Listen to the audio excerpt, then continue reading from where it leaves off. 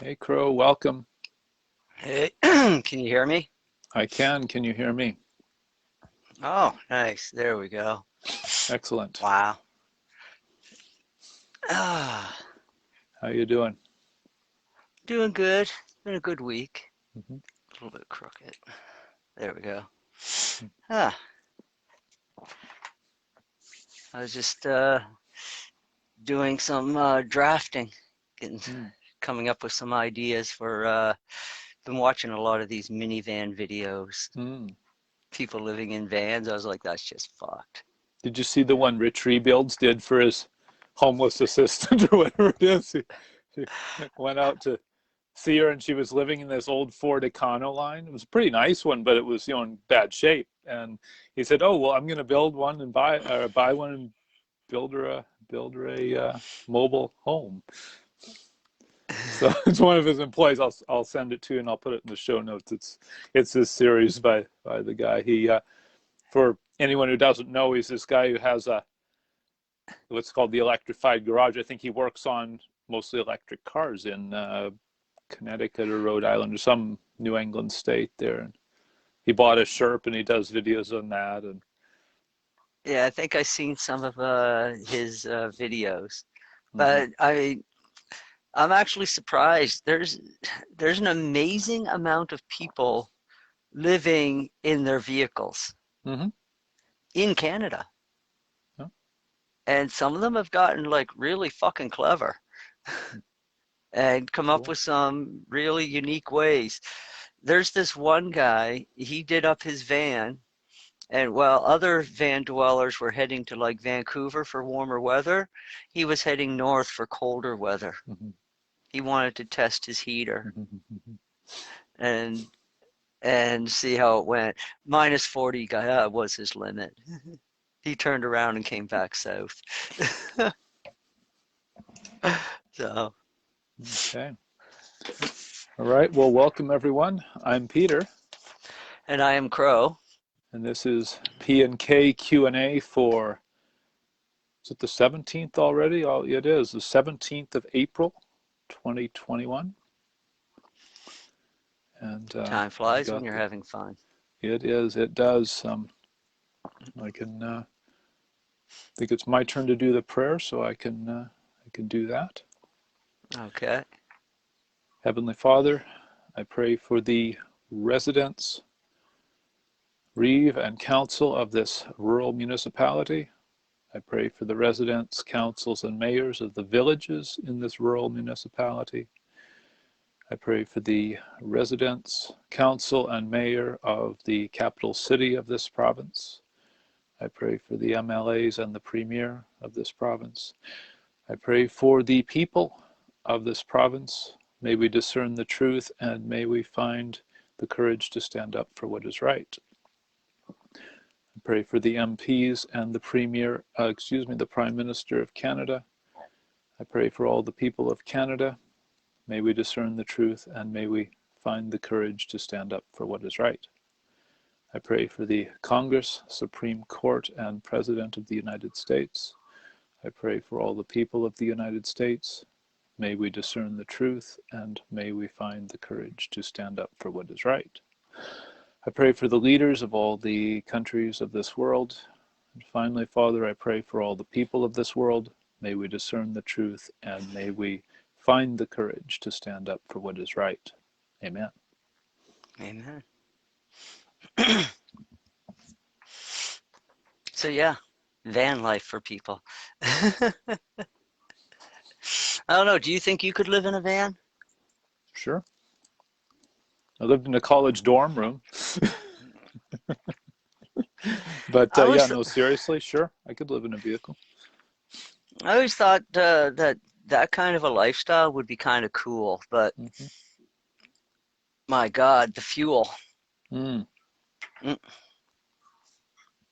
And I have off and on actively looked for other ways to power a vehicle.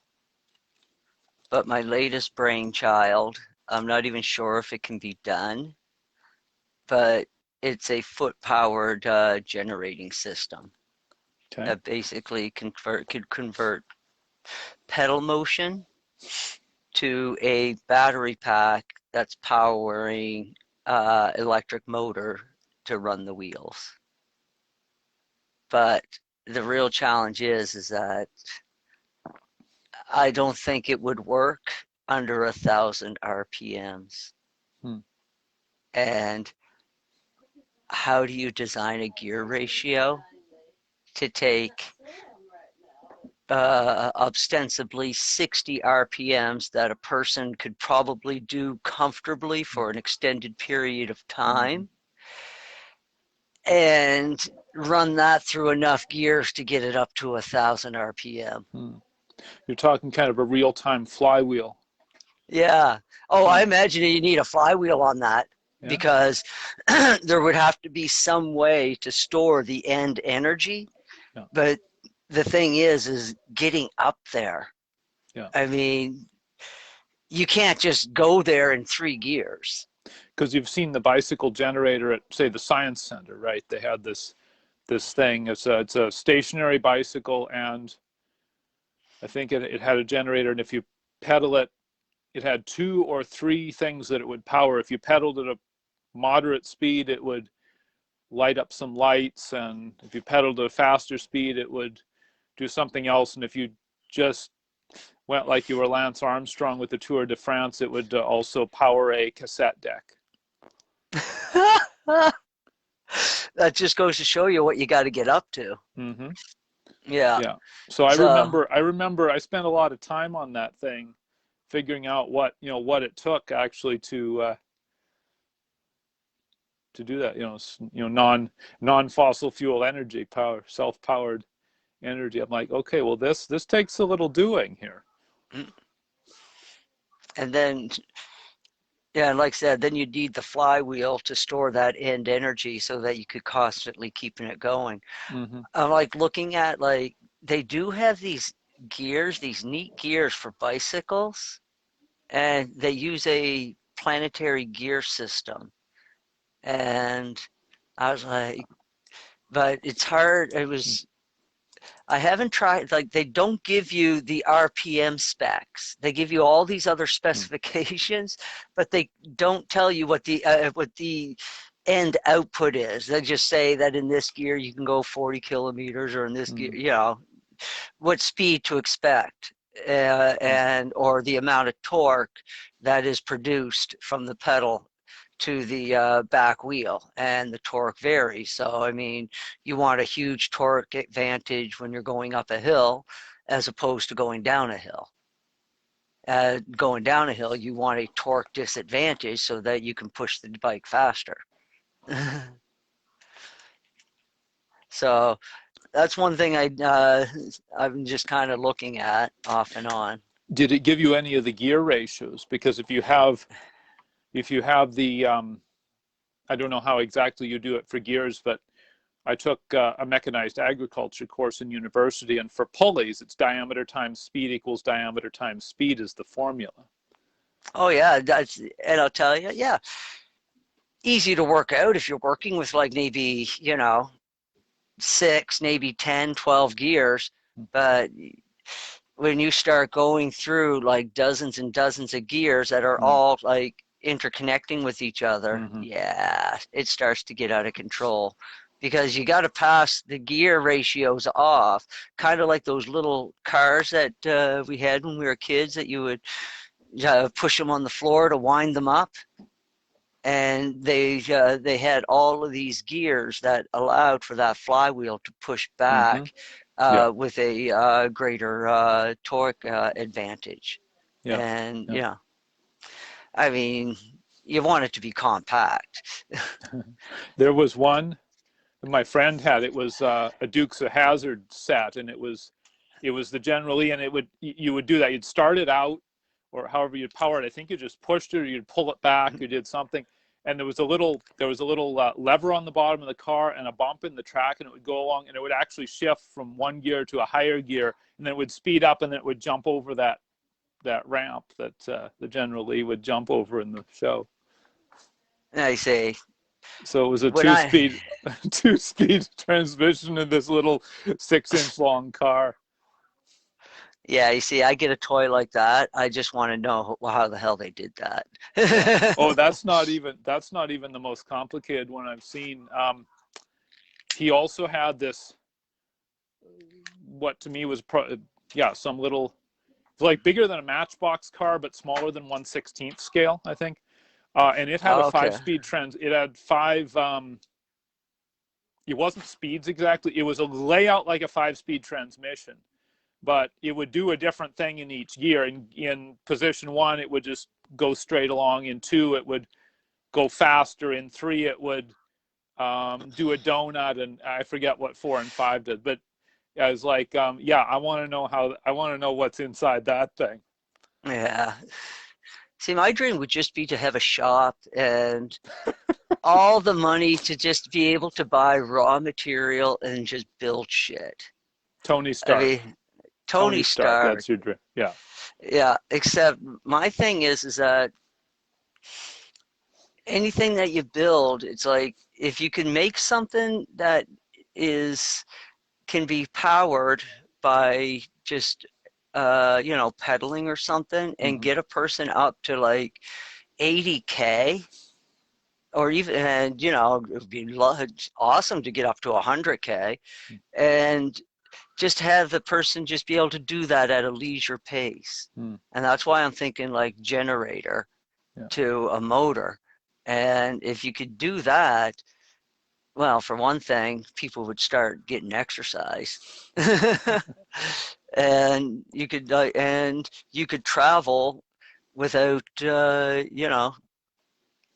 without having to worry about fuel, except for yourself, which you Yeah. can throw a lunch in the trunk. Mm-hmm. I don't know. That's always been something in my head for a long time, and off and on, I've tried to like dream up and build something, and you just, I don't know. It would get to a point where I would just have to walk away from it. But I think I want to walk back. I want to come around and revisit that little project Mm. again, and maybe come at it from a different angle. So, how much snow did you guys get out there? Oh, I don't know, 4 inches, maybe 6. Hmm. Not a lot, but it looked like January again. It sure did. Mm-hmm.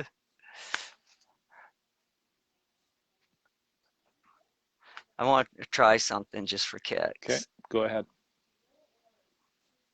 Oh, look at that. It did Oh, work. awesome. Crop circles, I see that. Yes. And then Instead of moving the camera, maybe I can just move the screen. 2021 crop circles. That's like a Vulcan IDIC thing with a heart in it. And yeah, I was looking at some of Wow. these. They are so cool. And that is amazing. Yeah, I watched a documentary on the history or discovery, whatever it was, in like 2002, 2003. It was these guys who claimed that they made crop circles, and maybe they did some, but I don't know if they made, who knows. They Okay, couldn't have made every crop circle. take this one. Okay.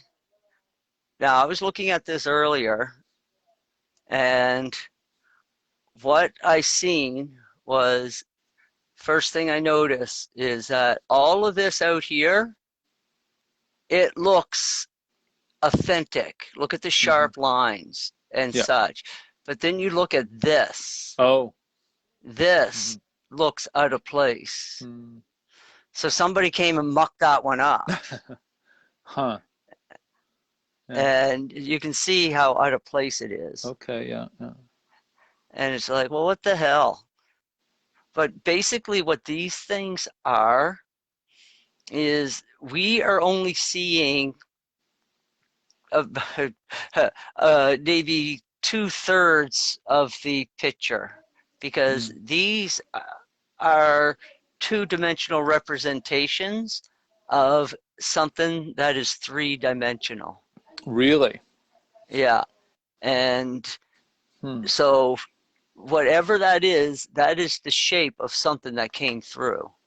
Mm-hmm. And this is coming through from other dimensions. Mm. Now, this one is probably authentic because you could tell because look how the sun glistens off of it. The shiny ones are usually authentic, and the difference between the fake ones and the authentic ones is that the nodes are burst on the real ones. And also in the real ones, you take the seeds and they will like produce way more fruit or wheat or whatever. And it's just amazing. And what's even more amazing than that is that back in the medieval times, you would be accused of eating the devil's food if you use those seeds for your next season crop. You had to use the inferior ones. And I'm Goodness. just like nobody came up with the argument that, you know, don't all good things come from God? And if that argument did come up, why didn't it stick with the church, who claims God is good and God is love? Yeah, things that confuse me sometimes. This one's cool. Yeah, so if you're talking about it's like the cross section of the Death Star or something. It represents a three-dimensional, probably a sphere of some kind with a bunch of design, a bunch of internal structure or something, and that's one slice of it. Well, it also represents the type of energy and Okay. the dimension in which the being traveled through to get here. Yeah. I mean, Michael's universe, just like the Father's universe, is layered as well with all different beings, starting from the elements. It's all built, it's one system built on top of another system. And it doesn't like it's so and so, these systems all interact with each other. So um, the remote viewers describe the beings that make these crop circles. They said yes, they do see the hoaxsters going at it too, usually a dozen people in a field to get the job done, and in daylight, never at night. And the real ones that are done by the interdimensional beings. And what they say about them is that they are enthusiastically loving and caring beings. And that is the state of their dimension. And they are easily excitable, and they're always wanting to come here because they know their energy will change this place and help. And I imagine that normally they are well, as evolution of a planet goes on, then they can probably come and go more freely as more portals are opened with other dimensions, because that's how this is the whole march into light and life. So we're going like as we move up through each level, we're actually moving interdimensionally, even though we will have our roots in this dimension, but spiritually and energetically we'll be moving up through the other dimensions, up to higher and higher dimensions. And that is how it's meant to be. This is how the whole universe comes into light and life. And then once that happens, souls just basically you'll just walk back and forth between realities, like walking from one room to another. And yeah, that's going to be pretty cool, but that's like probably another 1 billion or 2 years in the future. It's nothing that's going to happen anytime too soon.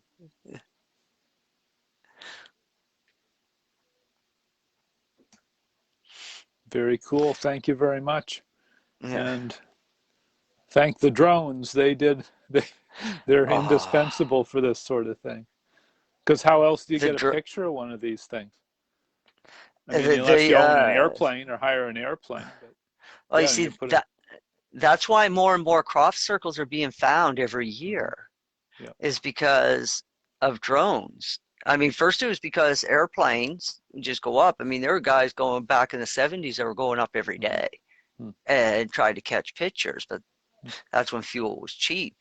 And then fuel got expensive, and you thought there might have been less crop circles being made, but through the 80s and up through the 90s, but there were still just as many crop circles, if not more. There was just nobody going up to see where they were at. The only time they're being found is usually accidentally when they get tripped over. Mm-hmm. And then the farmers don't help, because if the farmer sees one, they mow it over right quick.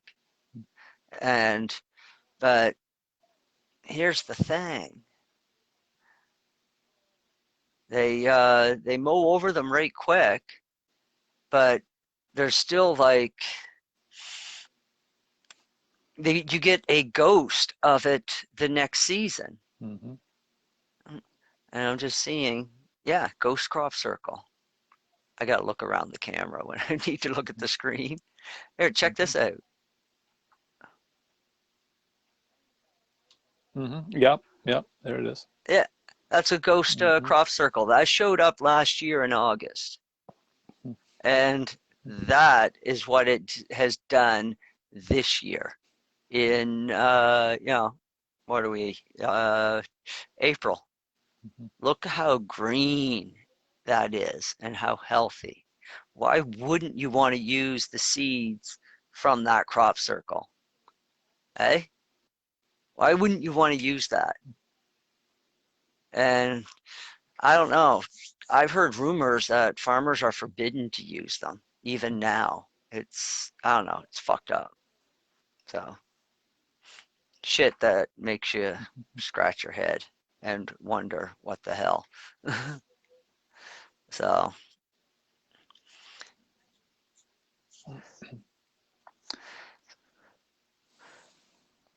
so what else has been I guess we should talk about what's been going on this week. Okay. Yeah. What do you got? I haven't got much of anything. I'm busy working on my farm stuff.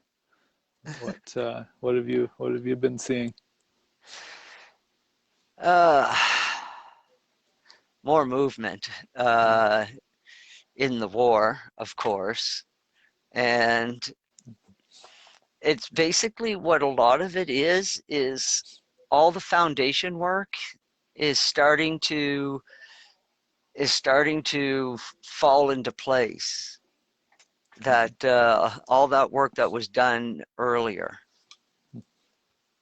And man, I'm trying to think of a story that was like specific to this week. Hey,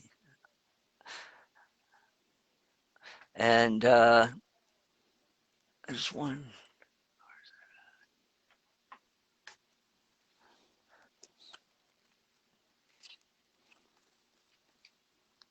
I do have a comment or a thing that might show kind of.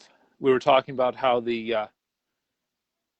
um, the threshold of one epic or completing an epic or something. I have an analogy. I thought that for how it shows up or how it goes along. Do you know how to make caramel sauce? You No.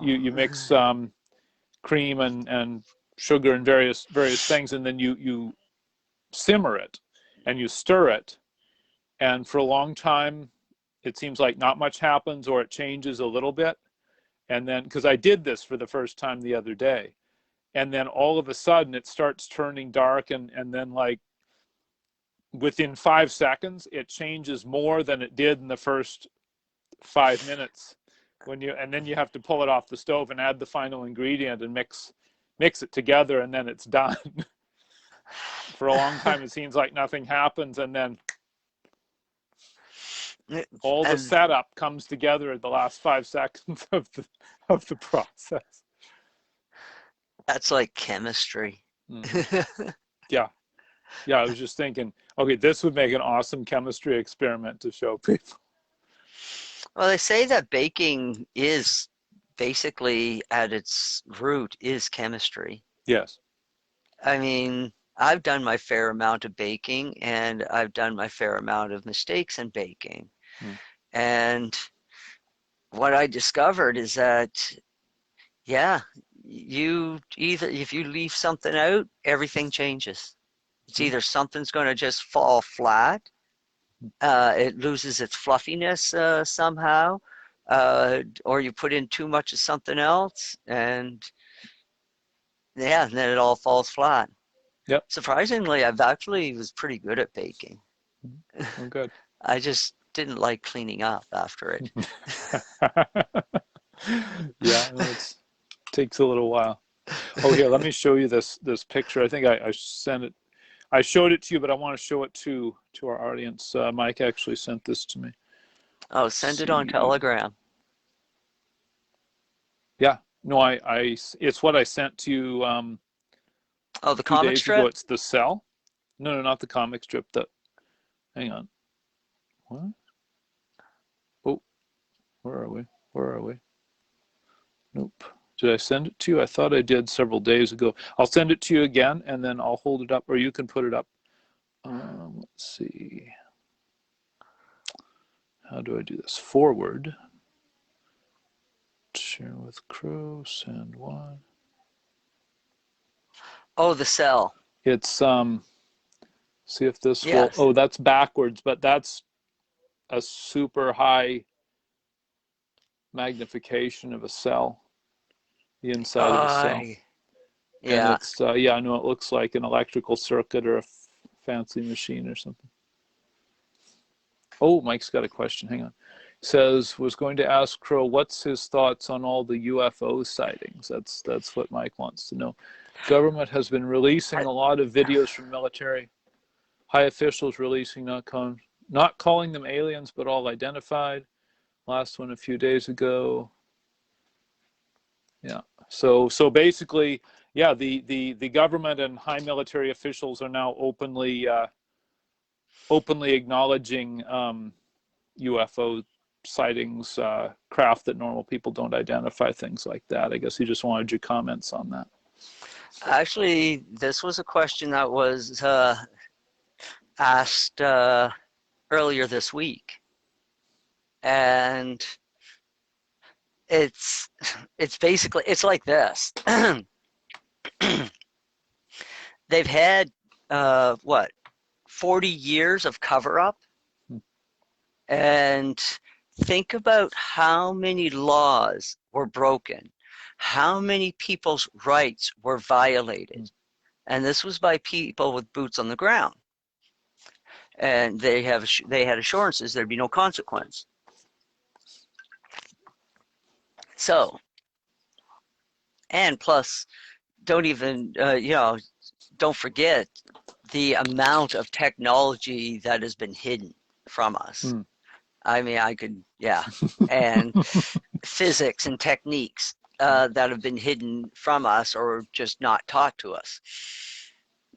So, in order to avoid the crimes of the Cold War in the past, what they're doing now is they're using 21st century disclosure to disclose. So that means that they are only going to acknowledge things that are real, that has happened within the last maybe 10 years. That's it. Maybe 15. Because everything else before that involved criminal activity. So this is the military's way out. And notice that it's the military doing it. not the CIA or FBI or Mm-hmm. any of these other Yeah. agencies. They will follow eventually, but it's the military that's going to go first. And they've come up with this clever idea that they're going to do it this way. Mm. And this way will save them a lot of embarrassment about what has happened in the past. And you see, something has changed in the military in the last 4 years. A lot of people don't realize this. What has changed in the military is, okay, when Obama left office, he had fired a lot and retired a lot of generals. Like, I mean, a lot. Like, I think that it was over 1,000. It was fucked up. 800 is coming to mind Mm. too. And those were positions that Trump, as commander in chief of the military, had every authority to fill. You see, Obama emptied them out, and Hillary was supposed to fill them, right? She didn't have the chance. Trump filled those positions, just like he filled all those positions for the Supreme Court. He filled them all with people that are in favor of the Constitution, basically constitutionalist. So, as same thing with these military guys, they're all constitutionalist. And because Obama had everything wide the fuck open, like they were basically laying the groundwork for Hillary. She was never supposed to lose. And Trump had 4 years. People are like, why didn't you do this? Why didn't you do this? Why didn't you do that? Blah, blah, blah. Cry, cry, cry. It's just because Trump is a builder. I've said it before. Trump is a builder. When you build things for a living, you understand one very, very important thing. No structure will stand without a solid and proper foundation, period. He knows this. And he spent 4 years doing foundation work. Guess what? Foundation work is mundane work. Nobody Yeah. likes it. I did it. I hated it. Mm-hmm. I mean, some of it was good, some of it was easy going, but I remember some of the jobs that were just pure hell, jackhammers and dust everywhere, and with the hot sun blazing down on you. Yeah, but then other times, nice, cool ocean breeze. Soil was easy to move, and you just got into a rhythm, and the day went by quick, and you got paid at the end of the week. um, But yeah, Trump put in all the foundation work. That nobody wanted to cover it. Nobody wanted to bother. It wasn't real news. It wasn't glamorous news. And so it never, it's all documented though. Yeah. Every general that he promoted, it's all documented. Nobody bothers to go look for it. Yeah. Just because you didn't see, just because he didn't fulfill all of your political fantasies doesn't mean he didn't do good things for America. He Yeah. did And maybe there even were, more important stuff than you thought that he should have done. was it I heard this week? I thought it was a good saying. A lot of red pills went black on January 6th. Yeah. Oh, Yeah. I got one for you. We belong to a group called OK2A. It's basically an interest group for the Second Amendment in Oklahoma, and they are saying that the pro tempore of the Senate or House of Oklahoma is he's a Republican, but he's blocking some kind of constitutional thing. So that's the definition of a rhino, isn't it? Republican That in is a name only. definite. He's Oh, an R, but he's not doing typical R things. He's blocking this bill according to this guy who runs the Second Amendment advocacy group in Oklahoma. They're trying to override the Constitution. Mm-hmm. There's a word for that.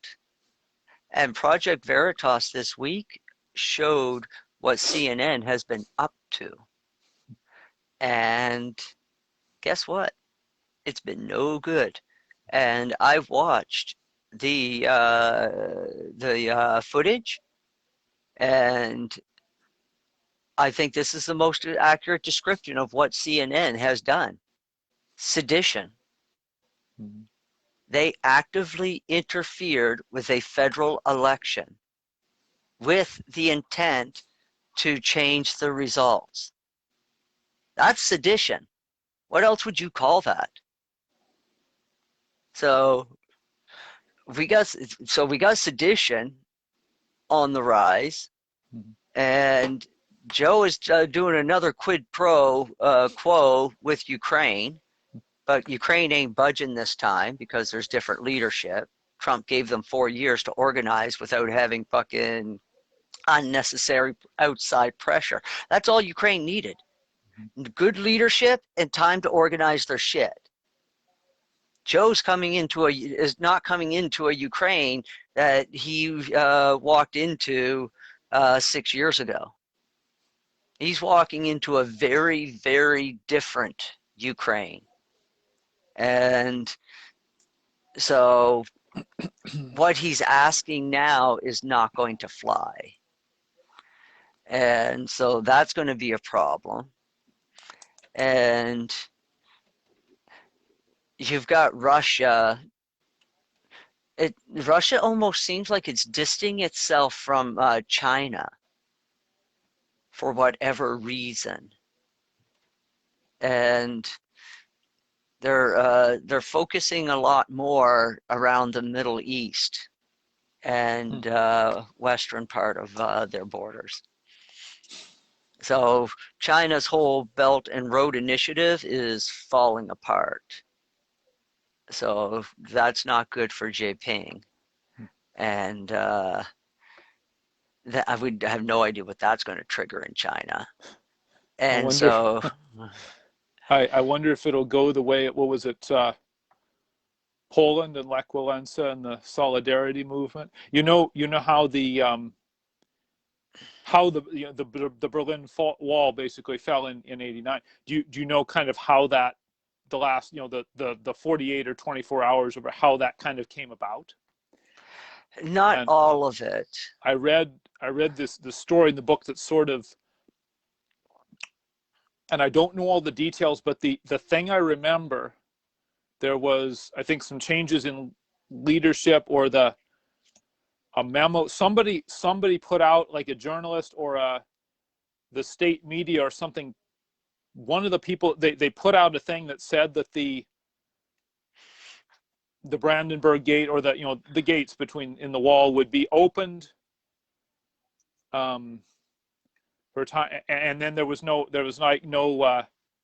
time spec on it, and that was delivered to the media or to whoever reported to the world, and they said the gates are going to be opened, and they said, well, when? And there wasn't any time, so it said immediately, without delay. So somebody just ordered the guards to open all the gates. And that's basically it was one the of those way. things that just nobody could trace where it came from or anything like that. So it just kind of happened. I mean, if that is not proof that there are secret masters in the world, I don't know what is. I mean, who gave those military people those orders? Why did they follow those orders? Mm-hmm. So that means that those orders had to come from a familiar office. Yeah. One that they were used. When I hear shit like this, I work it backwards. The things that had to take place in order for this event to happen are like, okay, so it happened the way that it happened. All at once. Why? So soldiers. Okay, what changed soldiers' mind? Okay, office. So it's a familiar office. Well, that familiar office giving orders, where the fuck did his orders come from? And so his orders would have came from somebody higher up than him that he would be either familiar or vaguely familiar with. And then you got to ask, okay, now who the fuck gave that guy his orders? And so on up the tree, you end up going, and I think that eventually you end up at some secret master told one of their minions to do something. That minion just kept on passing it down the line. Trump disrupted all of that, by the way. That was the other thing Trump did over these 4 years. He disrupted the chain of command. Yeah. Yeah. I mean, when you have guys like Jeffrey Epstein committing suicide, supposedly, and other high-profile guys like Harvey Weinstein, the Nexium thing that destroyed a lot of the chain of command. Nexium was like the worst. 80 charges of human rights violations were laid. 80 charges stuck. Convicted. It was just like, wow, that's crazy. And we're still dealing with good Ghislaine Maxwell, but she's out of the picture. So it's just like all the people that wielded power, the key players are taken out of place. And then you end up with a situation where you're going to have a pack of seagulls fighting over a single potato chip. Yeah. I just looked in my high school world history book. It tells kind of about what happened in various parts of Europe around that time. It doesn't kind of tell about that, but I didn't expect it to. I read it in, I don't even remember now where. I wonder if it was in either like the National Geographic article about that time or a book or something that was talking about that specific thing. Yeah. But anyway, I found that interesting. Yeah. Well, the way Putin tells the story is that it took him by surprise, and all of the men that that he was serving with, and I think he was probably in command of the whatever outfit he was at, and he was a KGB agent, and he was in charge of security, I think it was, at a KGB office in Germany somewheres. I don't think it was Berlin. And when the rioters came to tear down the building, Putin stepped forward and didn't let his men fire at them. Right. And he just I want to talk to who's in charge. So a guy stepped forward and he just looked at the buddy and he was like, listen, he's like, we're just all guys doing our job. And I'm telling you right now, my job is to guard this building. And I got to guard this building with my life. So, if you guys come in here, we're going to have to shoot you. Now, I really, really don't want to have to shoot you. I want to see everybody go home, back to their families tonight. You all have children. You all have wives. It's like, do you think that this is going to change anything tonight? It's like, please, just go home. Don't make me do my job. But he's like, okay. Just turned around, left.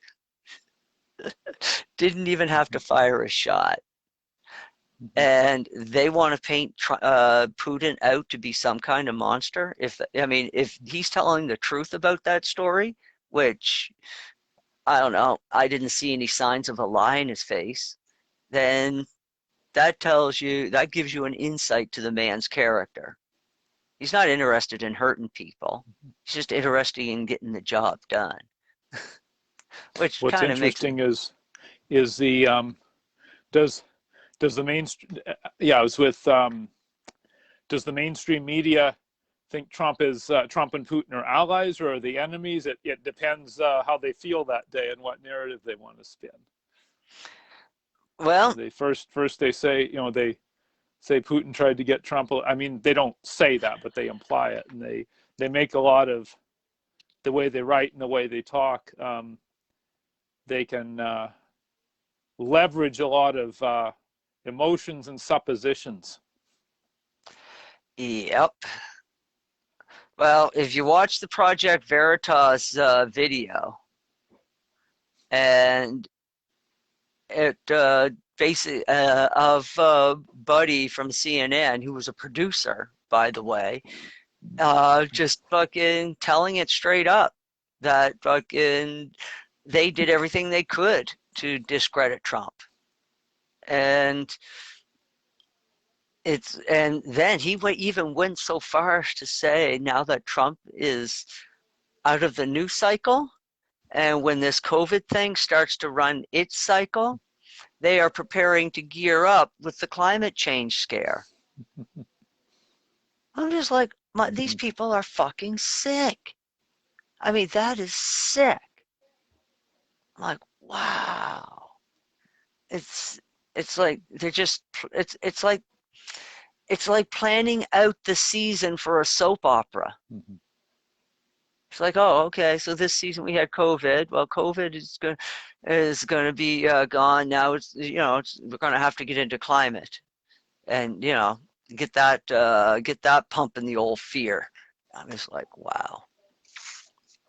And so, with that one clip from Project Veritas, that should tell everybody that anything that CNN, MSNBC, or whatever the hell, all of those networks are all propaganda, and everything they told you was a lie. But here's the kick in the nuts. For every 3 lies they tell, they only have to tell one truth. And they're not allowed to lie to us directly anyways. They've got to do it surreptitiously, because for some odd reason, they need the consent of the people. You or I might not consent, but society does. That kind of puts us in a fucky situation if military decided to enforce what the rest of the country wants. And depending on what they want to enforce, depends on whether it's going to interfere with your ability to exist in life, liberty, and the pursuit of happiness. So, yeah, decisions, I guess. So,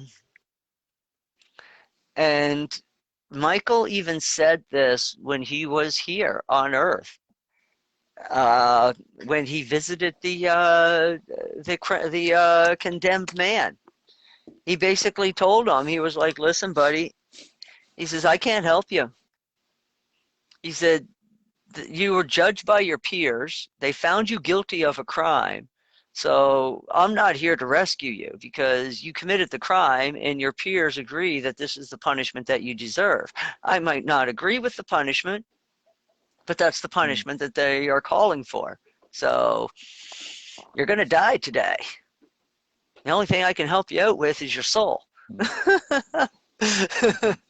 So what do you want to do? Well, Buddy basically, it was probably one of the first confessions. Yeah. And Buddy repented. And I guess Jesus probably would, I don't know, in that situation, I imagine that I would just, be like, well, buddy, you ain't got no time, so I'm going to tell you what's going to happen. It's like you're gonna go into blackness, and then you're gonna wake up again, and there's going to be some really strange things going on around you. You're not going to understand anything.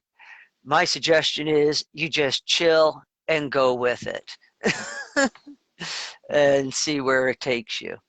But and that's pretty much the only warning you can give anybody that is about to die. Yeah. It's like, you know, because I mean, at least if they have time on this earth, you can say, listen, you'll figure out what's going to happen or what you need to do by just practicing calmness and meditating and situational awareness. All of these tools are necessary so that when you wake up in the next life, you're not shocked. I mean, you're not so shocked that your mind just goes insane and there's no recovery.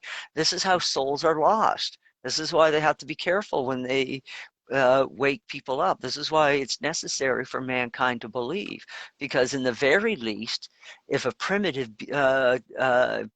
man wakes up in the next life, he will not be in shock because he's already spent his life preparing, meditating and keeping himself calm and always, you know, praising and praying and being aware of his own thinking and his own processes, so that when you wake up, it's not like an animal being trapped in a cage.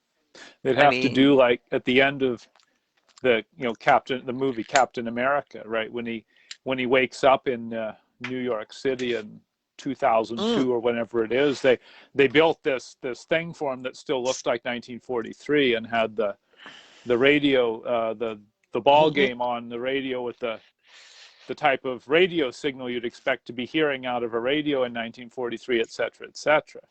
yeah. Yeah.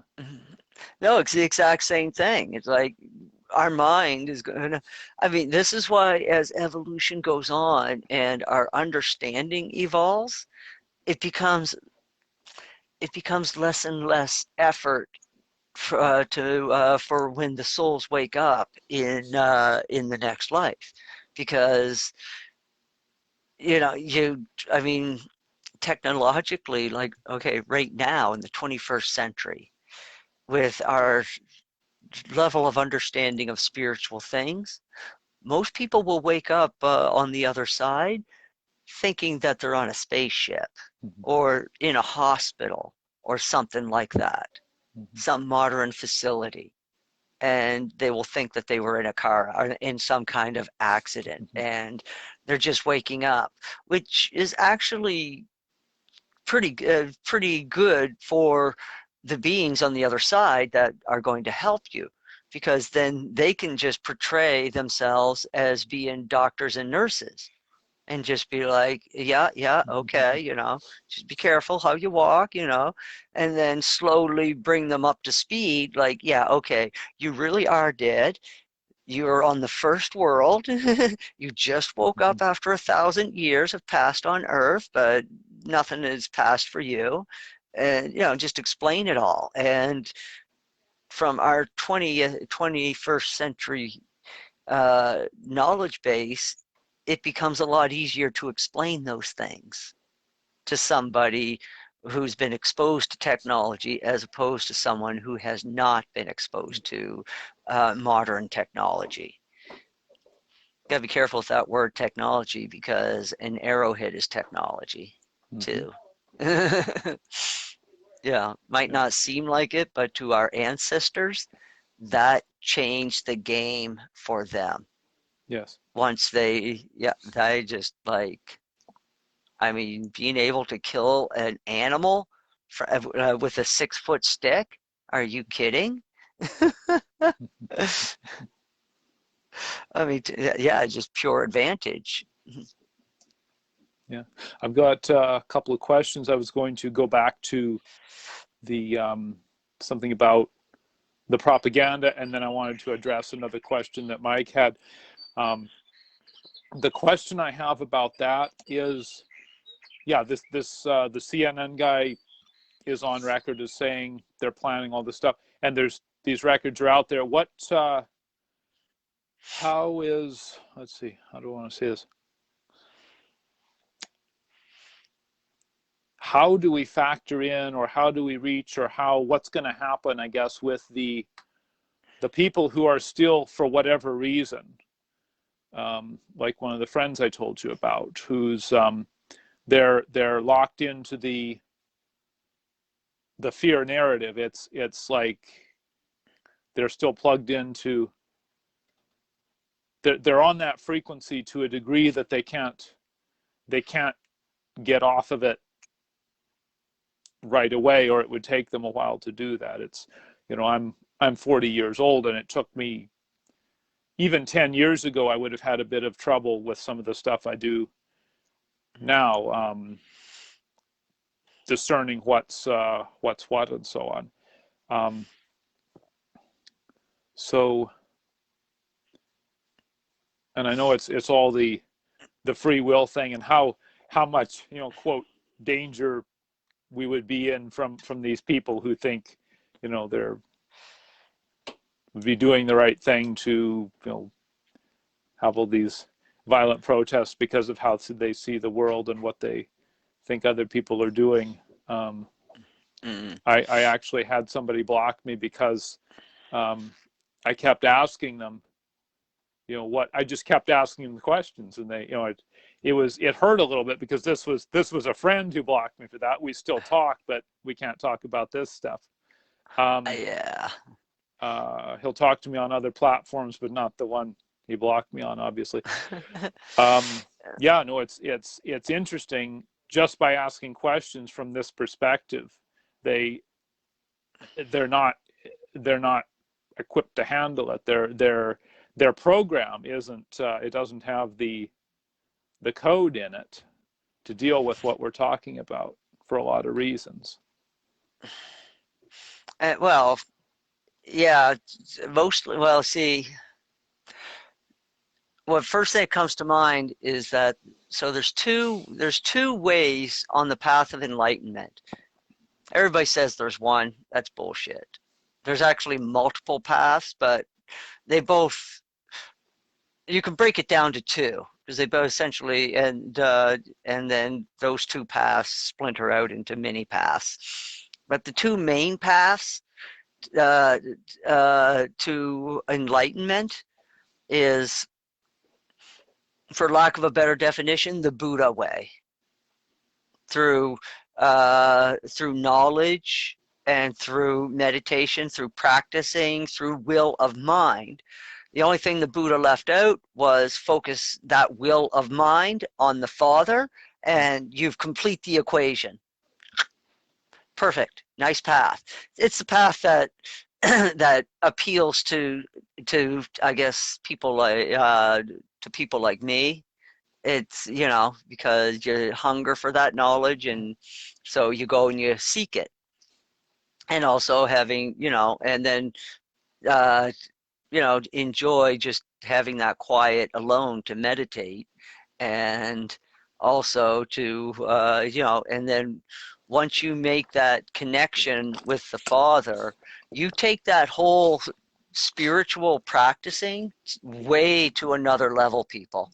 I mean, anybody who's like a practicing Buddha, if they just like move their focus from themselves and to the Father, you'd be amazed at the progress, because you're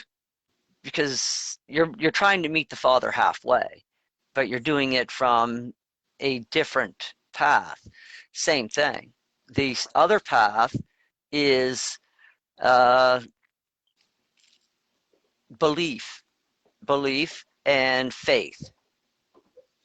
And though that path is it's a path for the more spiritually, I don't know, more spiritually intelligent people is what I would call them. That because when I think of that path, I think of the Alfonso twins. And because they weren't the sharpest tools in the shed, but Jesus respected them because out of all the apostles, they had this highest spiritual potential, because they just believed, and they and they actually have more value in the kingdom than, I guess, us more intellectual seekers. Yeah, I can see that. Yeah. So Yeah. So, yeah, but the paths, you come to the same result because in the end, once you start focusing on the Father, you end up, because like I said, there's two ways to do it. You could hand your faith over by will, or you can hand your will over by faith, Mm. or you can hand your will over to the Father through through knowledge and understanding. So those are the two ways. Like I said, result is the same. You still handed your will over to the Father. Yeah. That's the purpose. And that's why they end up, they're both the same path, they're both end up in the same spot. Two paths, same destination, different ways of getting there. Father Cool. appreciates both equally in the end. But yeah. And what I find so interesting, I guess, is about the difference the difference between me and this friend. We're very similar on many different issues. We want many of the same things for society, and mostly can agree on the ways we go. Um, we both don't. Almost the only difference is that he thinks Trump is even worse than Biden, Oh, and it's not that. That's the only thing we're different on. I think that the the reason so many of these people has so much trouble, that Trump bothered them so much, is not necessarily because of the things they say he did, but he made a lot of people figure out where they stand on things. mm, It he wasn't he even they listened to his, it wasn't even the words he said, it was just the fact that he existed caused all this stuff. You know that game Reversey or whatever, that you have these the magnets, right? And you put the one magnet here and it polarizes all the others. It yeah. makes some it causes a chain reaction that brings everything else, or whatever. This I think I think Trump was a catalyst that made everybody figure out where they stood, and Mm, some people are figuring out, taking a little. I don't know. So there's some interesting things happening there. Actually, truthfully, I don't even know where this comes from. I've I've looked at this and I've looked at this and I'm just like, wow, people. It's like a I mean, if you just looked at the policies that he passed and the things that he did, it's like it's easy to see that, what came out of his mouth mattered very little. Mm-hmm. And I think he did that on purpose most of the time, is that he would just say whatever the fuck he wanted to say because he knew that his records was going to speak for Yeah. itself.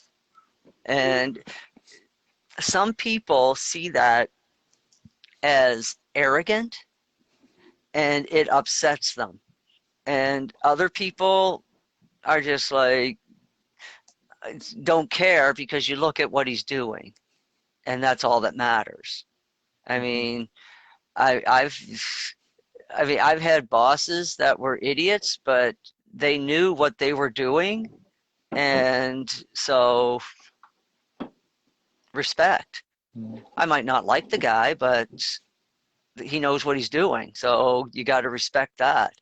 And that the only thing I can think of is that these child-minded people don't understand and they don't see that actions are more important than words can ever be. And Trump's action on the southern border proved that he loved America, because if you had any doubts that a border wall was necessary, well, take a look at what's going on there now. You know, it's a fucking nightmare. It's, I mean, children are being packed into rooms, sleeping under those like foil emergency blankets that you use in camping. Children being dropped across the fence. I mean, what's up with that?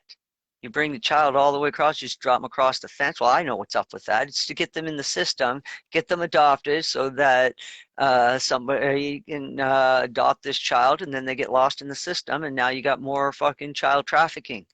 and human trafficking. It's horrific. One story that came out this week, BLM member, supporter, whatever, adopts a little white girl and then murders her. It's just like, wow. It's, you know, she thought it was the right thing to do, one less white person on the planet. But, you know what? White people are only a majority in Western Europe and North America. Yeah, that's In right. What's the Russia. actual percentage of Caucasians on the planet? It's not that high. No, it is not. Not by a long shot. I think that Caucasian might represent 5%, maybe. It really is that small, and the rest is like taken up by Middle Eastern, Western Asia, and Asians. Mm-hmm. They take up a big chunk of the chart, huge chunk. And then you have all the other races, even blacks. There are more blacks in the world than there are white people. I think there may be, yeah. Yeah, no, there is. I mean, Africa. Look at Africa's one is a huge continent. It A is. huge. It's like South America would fit in one little corner. Like you could pretty much put all of South America and probably at least half of North America in Africa, and I think you still might have space left over. Yeah. Yeah, because it's huge. It's bigger than you think. They show it small on the map because it's in the south. So they made everything smaller in the south and larger in the north because, well, size matters. Take a look at a globe. That's why I have Yeah. a globe. I look at these things on a globe and see what they actually look like. Mm. Then I'm gonna go back to Mike's second question here. Is about the UFOs, and then let's see. It says some say sightings are a shift in humanity, be it positive and negative, like all sightings started or increased after atomic bomb test, nuclear age. Could mankind be heading for major shift possibly? And then he asked if they're experimenting with humanity, DNA, something to do with COVID variants in humanity's DNA. Are they using COVID variants to experiment with our DNA? Up through I think pretty is the much question. up through the Cold War, yes, certainly. I think according to the Beverly Files, Eisenhower had made a deal with extraterrestrials that they could have like a certain number of humans. And this was only supposed to be in America. And of course, they broke those rules, and what could they do? But something shifted on this planet around like leading up to 2012. And all of those beings had to bail for whatever reason. Probably a shift in frequency that they knew that they couldn't handle, or maybe they knew that the universe was going to do something and it was a smart idea that they not be here. Regardless of the reason, they bailed. And so mostly what we're dealing with in the skies today is observers. They've come to just observe. But there's also other things going on up there. There's critters floating about too. And then you have the interdimensional travel by certain entities that I have no doubt started their career as a mortal of time and space, because it's really only those that have experienced time and space that can move in and out of it. with ease. The other creatures, they weren't born in this space, so when they come into this space, it's way too heavy. I mean, Malachi Melchizedek. I mean, 90 years, and he had his fill of this place. It started to wear on him, even though the body that he was using would have lasted another 900 years or easily, but in his soul, he was already too heavy. Mm. And that's why he bailed. And for other reasons, because people were starting to think that he was immortal, Mm-hmm. and they were starting to worship him as a god, and he didn't want that either. So he even at 90 years, he was feeling the weight of existing in time and space. And he's a Melchizedek, and he, I mean, he was able to endure 90 years.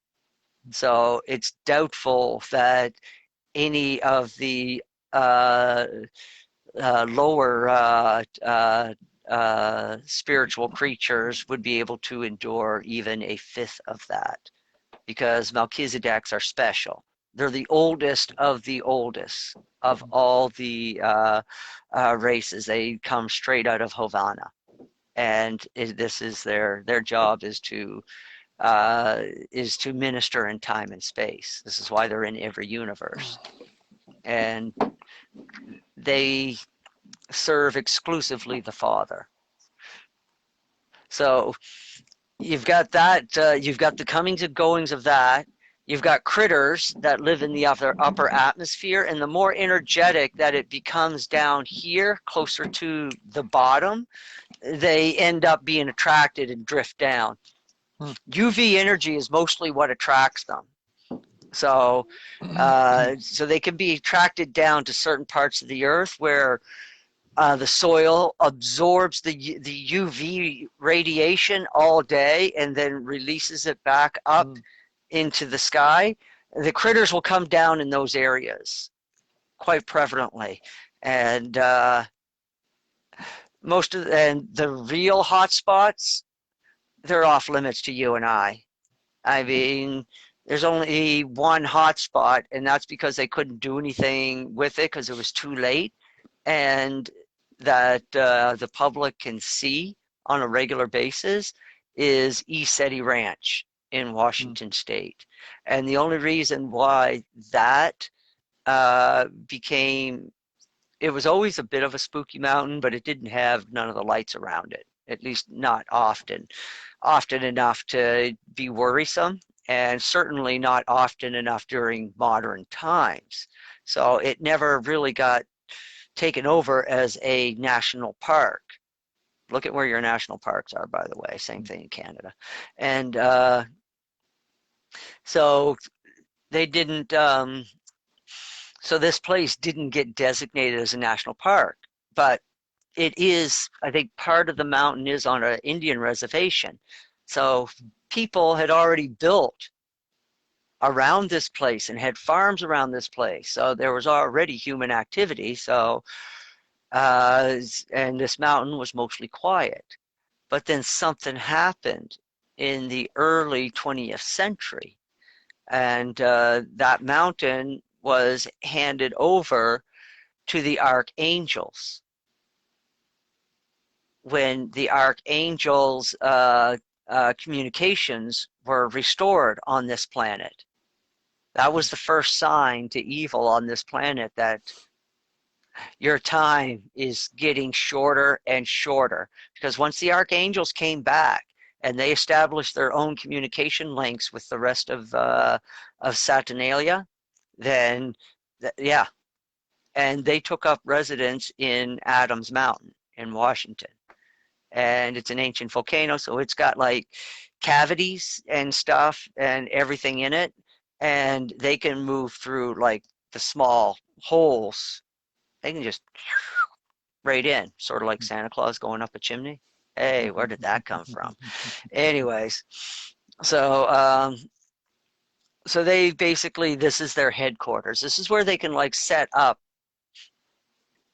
they're tools without humans being able to pry into it, because they do set up tools. Usually they're crystal in nature, but they can make anything. And plus, you know, they just have to, they can use like the environment for their as their raw material, because they've got the help of the life carriers who can manipulate matter. So they can manipulate matter into whatever they need, and they can build whatever they want inside that mountain, whole cities. But they can also make it disappear overnight, because they created it. So they can, you know, so since it came from within the mountain itself, they just, boom, they can like have it all go right back into the mountain. That actually happened in Egypt, which is a different story altogether. But there's a book, there's a series called, well, it's written by a guy called Lobsang Rampa. I don't know if you've heard of him or not, but I can send you some links. He wrote one called The Cave of the Ancients, and this was set in Tibet. It was, the premise basically was there was a mountain. Yeah, there was a hidden entrance to the mountain, and these high lamas knew where it was, and they took him when he was a kid. He was an apprentice to the high lamas. He got to meet I think the 13th Dalai Lama and stuff. Anyway, he got to see this, and they had all this interesting technology and whatever in the cave. So it's telling that story about the Archangels cave reminds me of that story I read. Yeah, similar, probably similar. Maybe Buddy's seen it in the morphogenic fields and wrote it down. I mean, that happens all the time. And it's just the person's imagination just puts characters to it. And yeah, so anyway, so now, at Eceti Ranch, Buddy that owns the ranch, it's like he knew that he was going to own that ranch from when he was a little boy. It was just a matter of figuring out where that ranch was. He knew he was going to own it. He just didn't know where it was. Until finally it was shown to him, I think he said in a dream. And then he went and he bought that, and he turned it into something. And now when you go to Eceti Ranch, it's a light show. It's an absolute light show. And I've been there, and it's all critters, mostly critters. They're I mean, I seen this one. It's like, it was crazy. It was greenish, and it had a little dot in the center, and then this huge fuzzy light coming out from it, and it just sat there. And you just looked at it all night. And then you seen other shit moving around, lights flashing on the mountain. And, you know, I mean, I sat there all night looking at that, and I knew how far away that mountain was. And I was like, that's either one really, really, really bright light, or something's going on. And if it was a really bright light, why wouldn't you see the beam cutting across the sky? But no, all you seen is this bright flashing on the mountain. And then these lights would just jump. And apparently when you look through a night vision scope, you can actually see them moving up the mountain at speeds that not even a mountain goat could do. And so, yeah, there's that shit going on at Eceti. I was there for 3 days. That was fun. That reminds me of an episode of, was it Expedition Unknown with Josh Gates? They go on the Queen Mary, supposed to be one of the most haunted ships in the world. And they go in the ballroom, and, okay, how did they do this? They set up 3 flashlights on the stage that are turned on, but with the tail caps unscrewed just enough so the light goes out. And they set up a scanner. It's almost like a Kinect, like that sensor that you use to interact with a Kinect system. And that's pointed at the stage. And they ask if there's any spirits and ask them to turn. And the lights go on and off. And the spookiest thing was when Josh was sitting on the stage near the flashlights, because I guess they had him sitting there and the flashlights over a few feet away from him. And there's the scanner that registers human outlines, like it's like motion capture, except he wasn't wearing any motion capture thing. And then it switched from him to a figure on the floor that was stretching across him to reach the flashlights. It showed this stick figure. It switched from him to this other thing, and like, okay, that is spooky. I've seen so many of them too. My roommate loves those videos, and I just laugh, and it's just like, man, I was like, I don't know. I was like, I walk into a house, the ghosts scram because they don't show up when I'm there. I know, I'm kind of the same way. I've been to places that are supposed to be haunted, and I'm like, yeah, I'm not getting anything. Yeah, not getting it. I think what it is, well, actually, there's this other ghost team. I don't know their name, but they they hit the nail right on the fucking head, except they don't know that they did. They think they just discovered something new, but in actuality, they explained the whole ghost phenomenon. And this actually goes to the power of belief. So what they called it, a poltergeist. So I guess the way they described it is that a living person can be a poltergeist.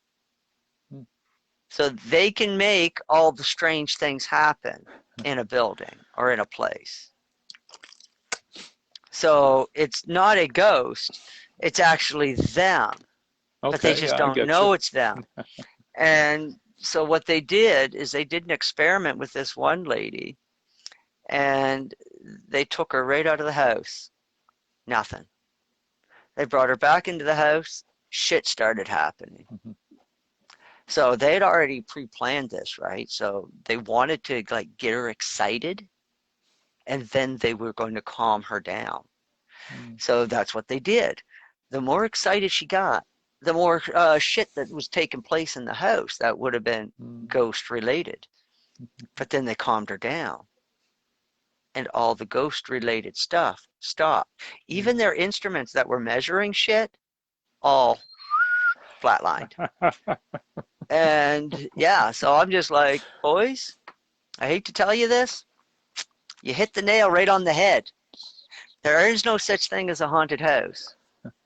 It's the people. They have people have psychic abilities. They just don't fucking know that they have them.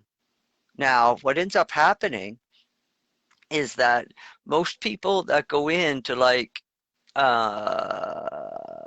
what do you call it? I don't know, exercise a house, house cleansing, a spiritual house cleansing. I know when my friend Deb does it, she's not only doing the house, she's doing the person. And she leaves the house, and every time she leaves the house, it's always clean. Okay?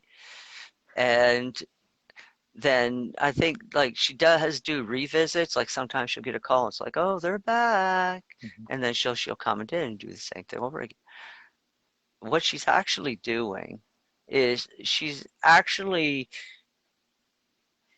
helping that person, because that person sees Deb cleansing the house. The herbs smell great, and then Deb is cleansing them. They get a sense of spiritual wellness, and then that recharges their spirit, and then they are able to continue on. Nothing wrong with that. We all need a recharging. You say whatever the fuck you want about it, but it works, and it can be a valuable service for people that, want to pay for it. I mean, this is how Deb pays her bills. And, people pay her because she's effective. And, if she wasn't effective, people wouldn't pay her. Simple as that. That to me, that's capitalism in a nutshell. If you got a product that works, sell it. If people like it, they'll buy it. You make money, repeat. And you do that as many times as you can. So I'm semi-related thing. I told a few episodes ago about how I felt what I would call, overwhelming, crippling fear for the first time in a long time. It hadn't been that bad for me, and then I realized it wasn't my own fear; it was theirs. Feeling their fear. So the thing that's related to that, I had in our house in Oklahoma in the winter. We would sometimes winter in Oklahoma, and they had. My room would be a little bit cold, and then we put storm windows on, and then it was good for a while, and then I still started to feel cold again, and we put weather stripping. We did this a few times. We went and sealed all the things, and then I still started to feel a bit colder. I actually have to have a heater in there, and I was like, we were standing in the middle of the room, and my mother said she felt this draft, and I'm like, how can there be a draft in the middle of the when the wind is blowing the opposite direction? And it's like, okay, it's something. Yeah, it's something I'm doing. Is probably the draft. The draft isn't. It's not a physical draft. It's my fear of being cold, my fear of not being comfortable, my something like that was creating this perceived being cold. Because now I would get I don't know if it's what's called restless legs or whatever. If it's a little too cold, my legs start twitching. But I started to do a mental thing that would transcend that. Basically, I could beat it by with my mind over matter kind of thing. So, yeah. So that. Hey, there are monks that can raise their body temperature up to 40 degrees. Yeah. So, yeah, it is a thing, and so it's amazing what the mind can do if you push it to do certain things. mm-hmm. And it really is limitless, but it really does come down to just being more in tune with the morphogenic fields. Yeah. And when you get in tune with that, then you end up being able to take on those characteristics. The Urantia book actually states this very clearly. They say that if you take on the personification of Jesus Christ because he existed on this planet, you can become like Jesus Christ. As if you followed everything, because you would end up coming in line with that morphogenic field, which now, after 2,000 centuries, this morphogenic field is established and it is broad. And to step into that personality is much easier now than it was 1,500 years ago. Yeah. Think of that. And it's much easier now than it was 1,000 years ago, 500 years ago, because so many people have prayed to Jesus, they believe in Jesus, they go to church, they do things in the name of Jesus. That just reinforced that morphogenic field. See, Michael's not stupid. He knew exactly what he was doing. I mean, shit. I mean, and now that is established. Now, what comes with the personality of Jesus, this is the fun part. Again, Michael's not stupid. He knew exactly what he was doing.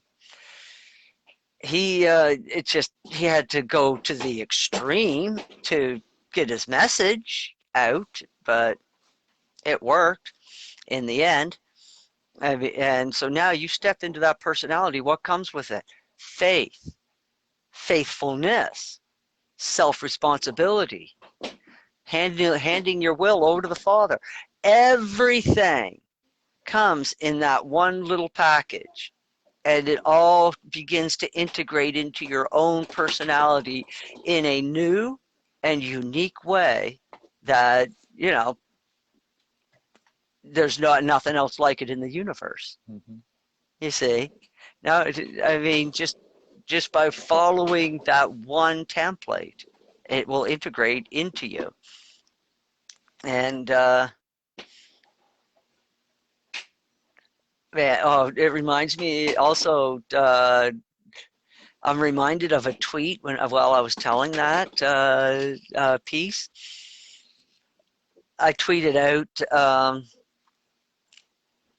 it was Easter, and I was like, let's get this straight. It was no blood sacrifice. It was murder. Jesus went against the establishment. They killed him. What do they do today? You go against the establishment, they kill you. They just killed him in a very extreme way. I mean, I'd like to get across to people, it's like, it wasn't a sacrifice, it was murder. Murder in the first degree is what it was. Just as it's plain and simple as that. You can pretty it all up with your blood sacrifice and, you know, Lamb of God, bullshit. No, in the end, it was murder. Jesus stood up against the establishment, stood up against the temple, overturned tables, let animals loose, got pissed off that they were just being greedy little fucks, and they killed him for that. Yeah, you start looking at it from that that perspective, you begin to realize that the people that run things, they're the real enemy. It's not the Jews, it's not the blacks, it's not the Nazis, it's not the commies. Well, commies aren't helpful.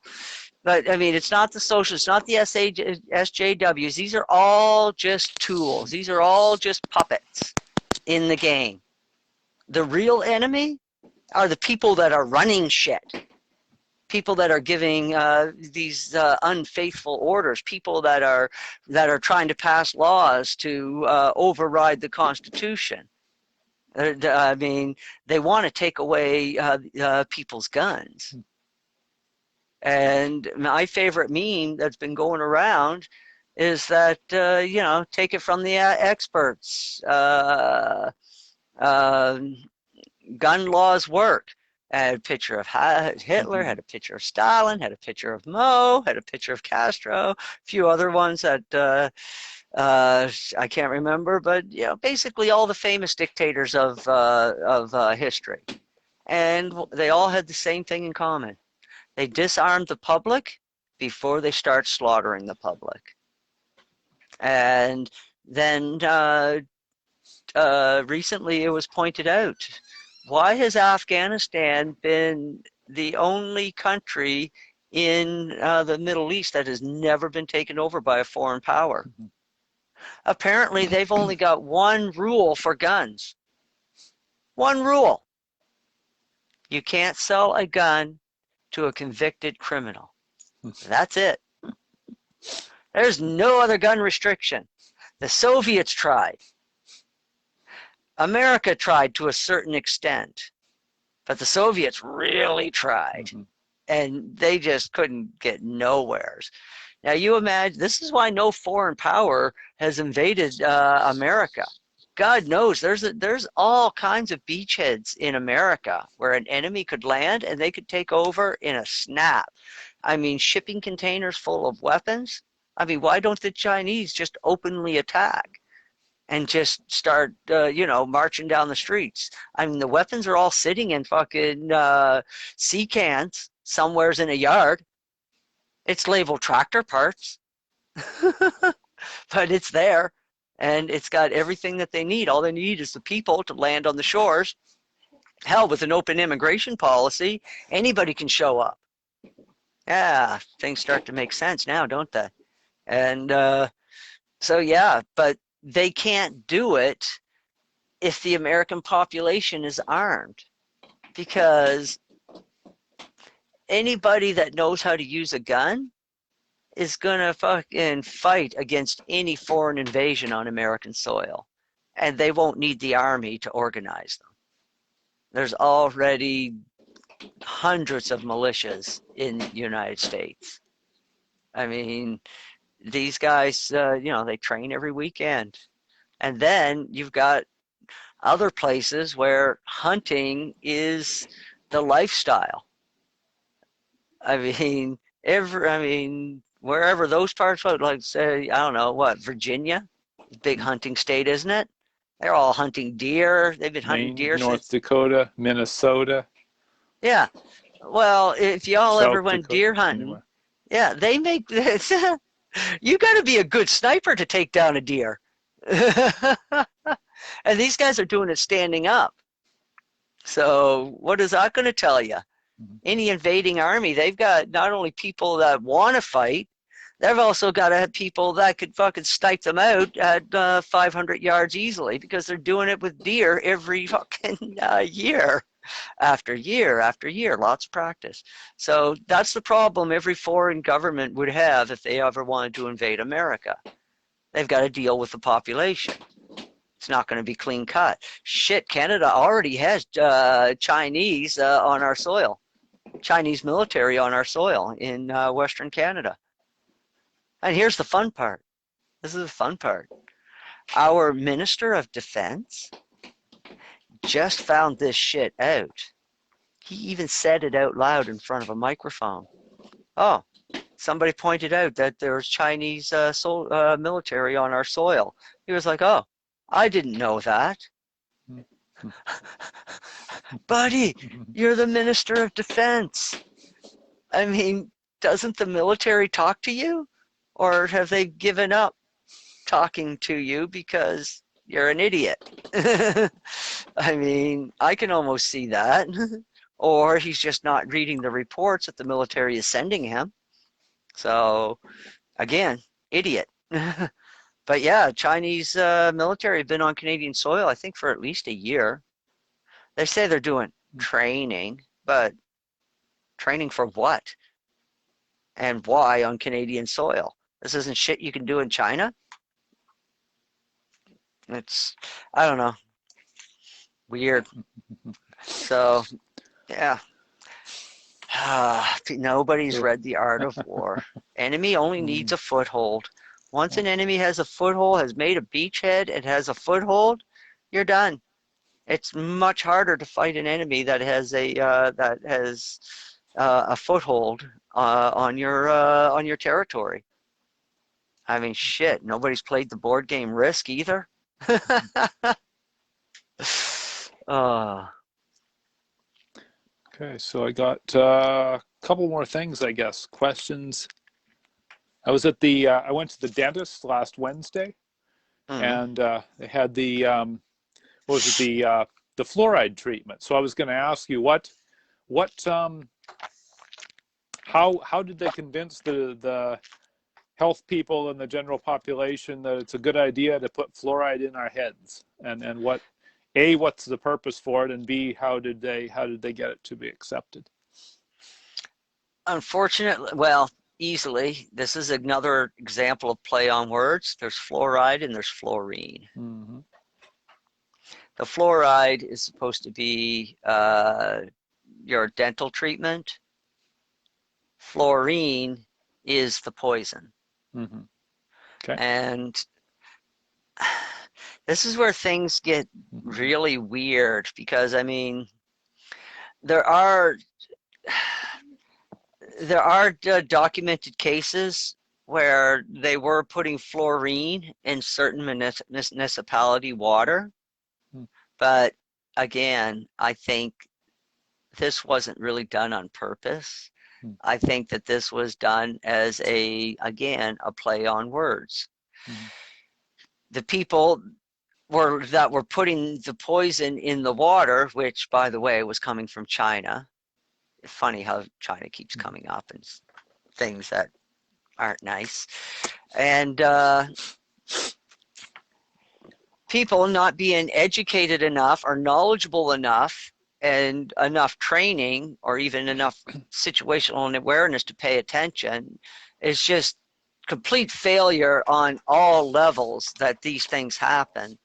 Is that they ended up putting fluorine in the water instead of the fluoride that they were supposed to. And with the fluorine coming from China, I don't know, somebody somewhere, some salesman who probably barely spoke English was able to sell the person that on the city board of procurement, this bill of goods, and it made its way into the system. The thing people need to understand that most things that do happen that seem like there's a conspiracy behind it actually happen just because somebody else is taking advantage of a situation that somebody else has created. Yeah, because the thing is the what I think, when I hear about these gonzo conspiracy theorists who say all the, like the fluoride, the dental fluoride treatment is an attempt to poison people or something. Take table salt. It's a stable combination of chlorine and calcium chloride. Yeah, Yeah, so calcium sodium. It's chloride. sodium and chlorine. It's a stable combination of sodium and chlorine. Yeah. Or chloride. It's those two elements put together, and it's inert and it's healthy, and as long as you don't eat too much. But so that's what I wanted to find out. I figured it wasn't. If it were that poisonous, 90% of the people who took it would die. So Well, yeah, so that's just it. Say, when you went to the dentist, you're getting the actual fluoride chemical. yeah, there's legitimate configurations of these things, and Yeah, was so, it and that the then, thing? Yeah, so I but think the other one. and this would have came from the Chinese end. You got to remember that. I mean, China is at war with the world. People don't understand that either. China has been at war with the world for almost 100 years. It's just, they're just smart about it now. And I mean, they're probably thinking, oh, Krill, that's foolishness. You just, you get that's just more conspiracy theory. Fact. Crayons from China had lead in them. Yes, crayons they knew fucking right well were going to be given to American children. And here's the fun part. Those crayons were only sold in America with lead in them. Kids chew on crayons. Fact number 2, drywall manufactured in China, sold in America and some in Canada, but mostly in America, had the tendency, once it was installed, to give off these noxious vapors and make people sick and irritable. That's a fact. There were a lot of houses that had to have their drywall ripped out. A lot. And so, yeah, you don't think China's at war? And then fluoride, fluorine, labeling fucking, just using fucking people's fucking stupidity and lack of knowledge against them. Oh, no, fluorine, it's fluoride. Yeah, but it's spelled fluorine. Oh, no, that spells fluoride. Stupid people not wanting to take responsibility or double check what the shit that they're doing is proper or not. That's really how that all came into the system. That's how they get it there. And there's more examples of products that China has sent to America that are just downright dangerous and poisonous, like in a very innocuous way, just like, and also toys kind of designed by Chinese companies coming into America that are provocative. I mean, what was that? There was one toy, it's like something came out, like he got an erection. It's like, oh my God. Or no, maybe it was where the button was. And yeah, it was just like, there's so many toys that came out on the market coming out of China, and it's just like, are you fucking serious? And it's just a lot of sexual innuendo. Sexualizing children is basically what they're doing. And by sexualizing the children, you're demoralizing the society. And once you demoralize a society, it's easy to come in. Look what the hell's going on now. I mean, China's buying up all the land. I've said it before. It's like foreigners should not be allowed to own land in the country that they do not live in. that they are Right. not Okay. like a citizen. If you want to come to Canada and own property, become a Canadian citizen. At least then you'll have some skin in the game. You give up your past citizenship and you take on a Canadian citizenship. That means there's no going back for you. Now you've got some skin in the game. So that means that you're gonna take care of things. Right now, it's like half the rented real estate, probably more, in Vancouver, is owned by foreigners who don't give a shit about Canadians, and that's why the rents are like $5,000 a month in Vancouver, because they don't care. Whereas if buildings were owned by Canadians, financed by Canadians, there would be a better structure. You wouldn't be looking at these huge payments to pay for all of this stuff. The bank would be able to, because the bank is a Canadian bank and ran by Canadian people, you wouldn't base the loan on the lifetime of the individual that's taking out the loan. You would base the loan on the lifetime of the building. It's like, okay, we expect this building to work for 80 years at least without any major problems and at full capacity with residents. This is what you're expected to make as an income. So we want you to pay this much back to us in order to pay for this building. So anytime a piece of property change ownership, the only reason it's going to change ownership is because the person that owns the property is tired of running the property.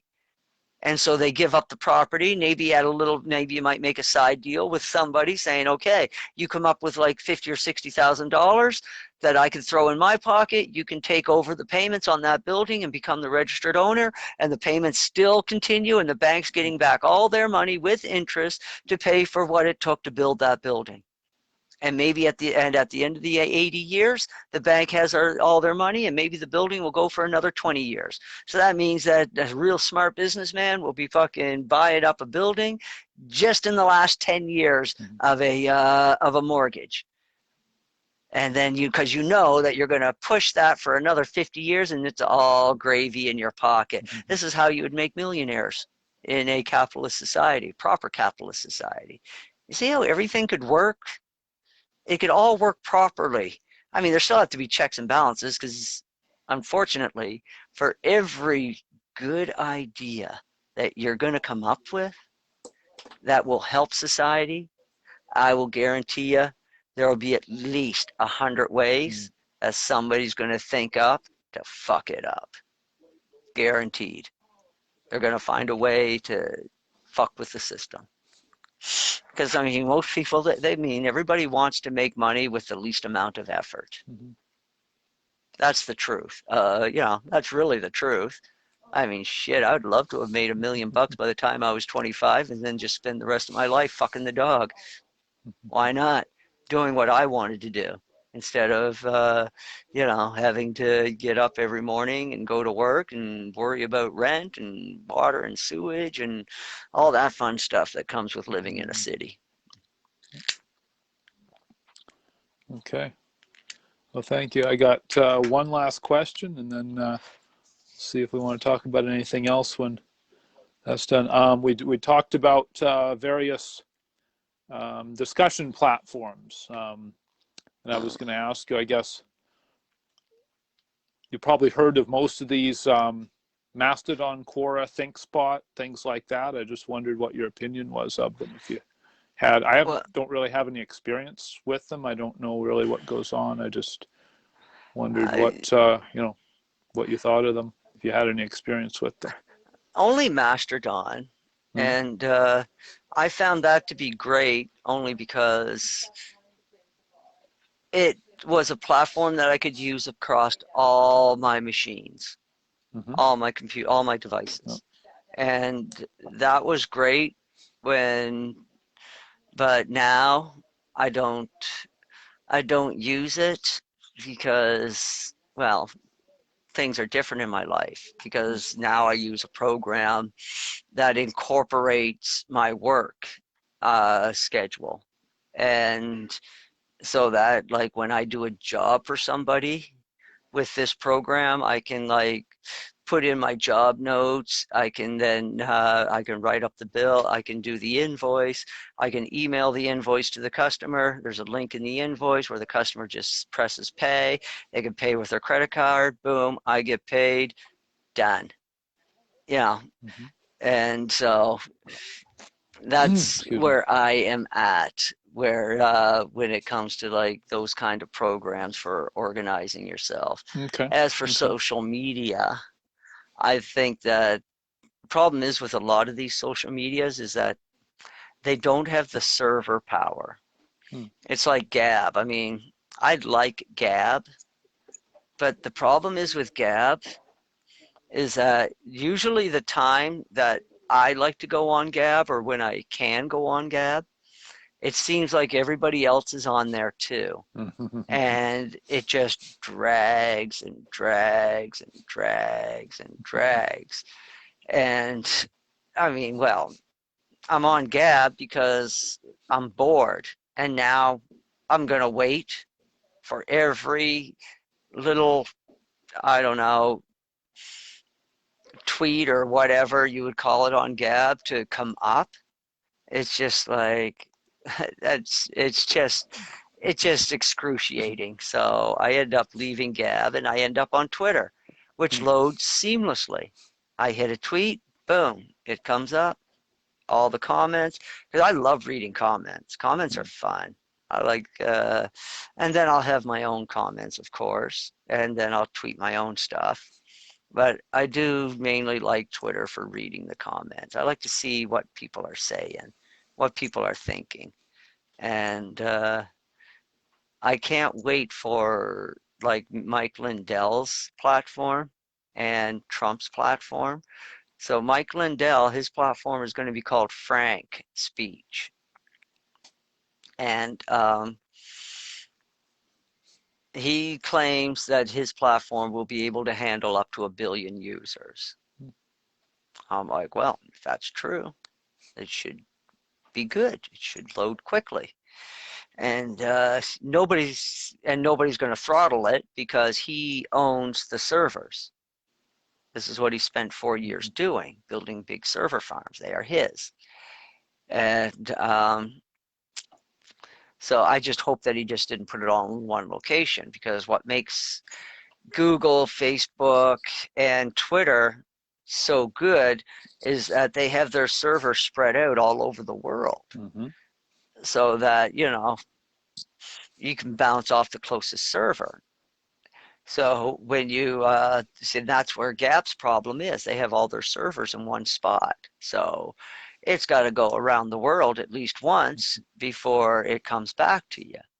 And that's kind of annoying. And that's what makes it slow, because it's only got one pipe in, one pipe out. Whereas when you spread out your servers everywhere, now you have multiple pipes in multiple buildings doing multiple things.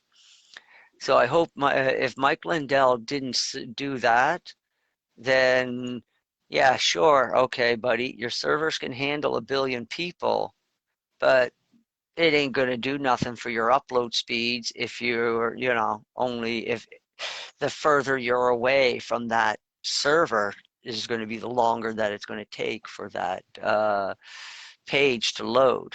So I guess we'll probably be okay here on the American continent, because it should move rather quickly up and down America, but it ain't going to do any good for anybody on the other side of the world until he establishes maybe a server in Iceland and probably another server in Norway would be my go-to.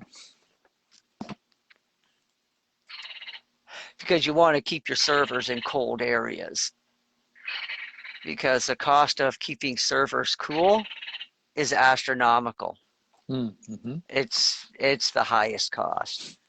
So this is why Iceland has a lot of servers, is because they are just the right climate for this technology. So is Norway, and so yeah. So I'm hoping that that is going to be good, and I hope that it's not going to be. I mean, I'm hoping that he limits the amount of characters per uh, uh, I don't know per what you would po call per yeah per post. Yeah. post. Yeah. Yeah. So, I mean, because that's why I like Twitter personally, is the limited characters. I think, what is it, 140 or something like that? 140, 280, something like that. Yeah. Yeah. You can go either And 140 or 280, depending, I guess. I Or think I think you get 280 if you pay, hmm. and Okay. 140 if you don't. But Hmm. that forces people to be succinct and to think about what they're going to say. And that's why I appreciate Twitter's, because, you know, I can get the maximum amount of information with the least amount of words. And so, I mean, when I go on Facebook, I mean, it's like people are just writing novels, and I'm just like, oh God. If I wanted to sit down and read a novel, I would have. So, and yeah, it's like, just say your piece without all the drama, I guess, is what I look for. And that's what I like about Twitter, is that, you know, if you've got something to say, then you've got to minus the drama, or at least minimize it. And yeah, that's why I like that platform. So I hope Mike Lindell's platform is going to be similar in nature. Although he did say in his video that no cuss words will be allowed. And it's like, well, I thought you said it was going to be frank speech. It's like, you know, it's it's like, well, if you start limiting speech that way, to me, it's just another form of censorship, and I probably won't like it. But you see, this is also where Trump is smart too. Let Mike Lindell launch his platform first and see what happens. See what Mike Lindell does, and see what isn't working, and see what is working, and then get rid of the parts that aren't working and keep the parts that are working. Because Trump's going to have his too. He's building his network too. And well, I think that he was already doing that in the last 4 years, because 8kun did end up, when it lost its servers, because they're being hosted by like Amazon or something like that. So when 8kun lost their servers, they ended up on a DOJ server. Hmm. I think it was DOJ, Department of Justice. No, DOD, Department of DOD, Defense. Department of Defense. Yeah. Yes, that's yeah, the Military DOJ. server. So they ended up on a military server. And I was like, well, what the hell is this all about? So this goes back to what I was saying before. It's like, did the military really have servers to spare to allow 8kun on them? It's like, if you think, oh, it's just because, oh, 8kun, how much space do they really need on a server? It's the traffic. It's not about the space, it's about the traffic more than anything. And yeah, the space is, you need the space too, but the more space you have, the more traffic you're going to have. So it's interchangeable. They got to build together. This is why I told everybody, it's like, the military is not stupid, and neither is the Navy. Old decommissioned submarines, and I imagine this has been going on for a while, have been refitted to house servers and sit on the bottom of the ocean, and they just rotate crews. Their crew is like 12 people max, and half of them are maintenance crews. Half of that 12, 6 of them are maintenance engineers. The other 6 are basically support staff. like cooks and what have you. And they just sit down there at the bottom of the ocean. They take care of these servers. They take care of the submarine. The servers are sitting in a nitrogen environment, so these servers, nothing's going to happen to them. They are in a oxygen neutral environment. Oxygen is the most corrosive element in the universe. It eats through everything eventually. And yeah, so it's sitting in nitrogen. They're sitting in there humming away, minimal maintenance. And these are all, and because they are owned and ran by the military, they must be constitutionally compliant because the military swears their oath to the Constitution. And yeah, I know, I feel the same way. Yeah, but in the end, they can do whatever they want. Yeah, but Trump refilled those spots that Obama emptied out with patriot generals. And I imagine they now outnumber the disloyal generals. And soon they will be able to make their move. And yes, there are plenty of disloyal generals. And don't worry about the military being woke. The only part of the military that is woke are the administrative staff, people that work in the offices, people that have never seen a day of combat in their life. These are the so-called woke military. The guys that the guys that do the work, the guys that know how everything works, they just shake their head at all this stupid shit because they know that what it takes to actually run an army, and it ain't those people sitting behind a desk. They know this. And real generals who earned their stripes and worked their way up through the ranks, they know this too. They know that the boots on the ground are the real backbone of any military, not some pencil head pushing papers who, wants to, identify as whatever, I don't know how many genders there are now. Whatever your imagination can conceptualize, I guess, is how many genders there are. But yeah, don't worry about it. The people, the real people doing the work, they're not affected by this. Watch the show, enjoy. Michael's got it all figured out. Some parts of it for some people are going to be horrific, and but in the end, it's going to set us on the path of light and life for the next 1,000 years, and that's the part that's important. So there's going to be things that are going to happen. We talked a little bit about it last night, didn't we? And man, I'm not sure if people could handle that truth.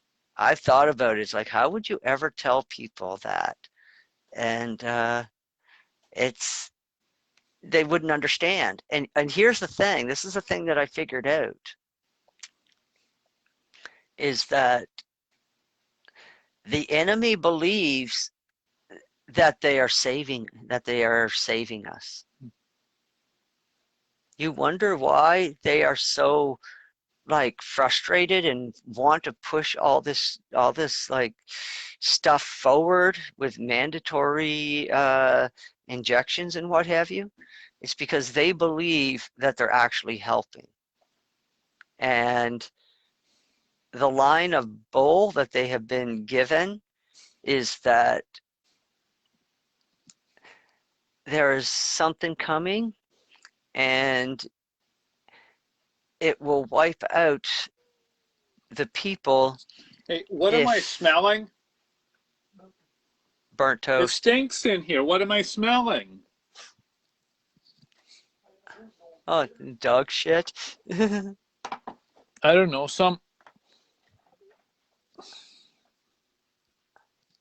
smells like bathroom cleaner or something. Oh, that's not too bad. And I just talked to Dad. He said nothing.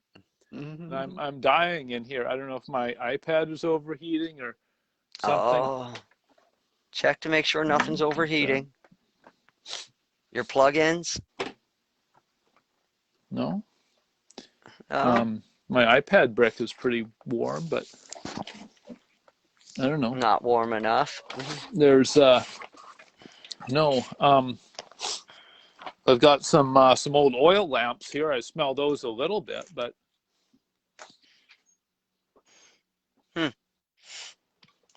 yeah, no, So, so yeah, they've been. So as I was saying, they've been told that there's something coming, and if our DNA is not right, then we're all going to be wiped off the earth. This is going to set up the cover story that Michael wants for what is about to happen. Because we can't see, they have to be careful because we're at this place in history where if things are not done in the right way, we could become over spiritualized and overawed with the universe. The same way that the primitive people were awed by Adam and Eve and wanted to worship them. So we're at kind of the same thing, but it's different.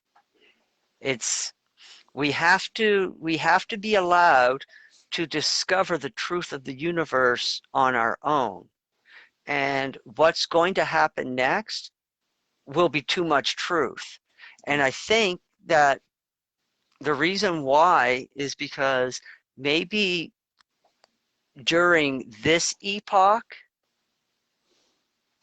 the harvesting of souls is done differently because most planets are at a different level of evolution by this time. You see, if we have traveled along a normal path of evolution, we would already be spiritualized to the point to where we would have a full I smell bleach and burning understanding. plastic. Can you see if something's burning out there? Oh, okay, it's the trash. Well, that would explain it. We lit the So, trash, and then are there windows open? Anyway, okay, so yeah, I went into this fighting a migraine, and I thought, well, I'll just do this anyway. It's just a big middle finger to anybody who has a problem with what we're talking about. So I'm like extra sensitive to stuff. But yeah, anyway. So I do want to ask, when you say they were told that our DNA needs to be a certain way or will be, yeah, basically it's, yeah. Who has been told that and by whom? At what levels are we seeing this being? What levels is there involved? This was the bill of bullshit that was sold to the cabal and Illuminati, and this was sold to them like back in the early oddies. No. And this is what they seen. And then when 2012 came, they were forced off the planet or taken off the planet. And so they are no longer here to correct the plan while it is in motion. And so the plan that was laid out in 2005 is the plan that they're running with today, except everything is off because that plan was only going to work in one timeline. We're not in that timeline anymore. And that timeline has been absorbed into our timeline. This is why we still see the plan in action. But there was only one. It's kind of like at the end of the what was the last Avenger movie? Shit. Endgame. Yeah. At the end game, Doctor Strange told Tony Stark, "There's only going to be one chance, just the one chance," and it was the only timeline that Doctor Strange could find where they won. Yeah. So this evil has spent the last couple of 100 years finding that one timeline where they win. And so it came up to 05.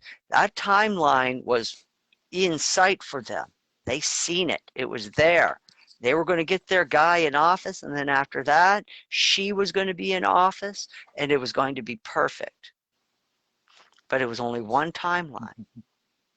And when they left, they didn't stress that there was only one timeline because the humans wouldn't have understood it anyways. So why bother explaining shit that a dumb human isn't going to understand? So now they've been sidelined and they have to watch their minions struggle.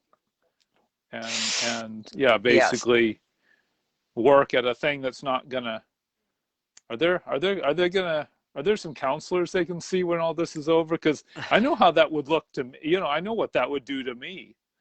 Yeah. I'd have all this thing planned, believing I was doing what needed to be done, and then be taken out, and then watch somebody I trusted not know that something was different, and then now they were working in vain, and my plan wasn't going to work. I've got enough of an ego that would mess with me. Well, here's the thing that's a little bit more hilarious, actually.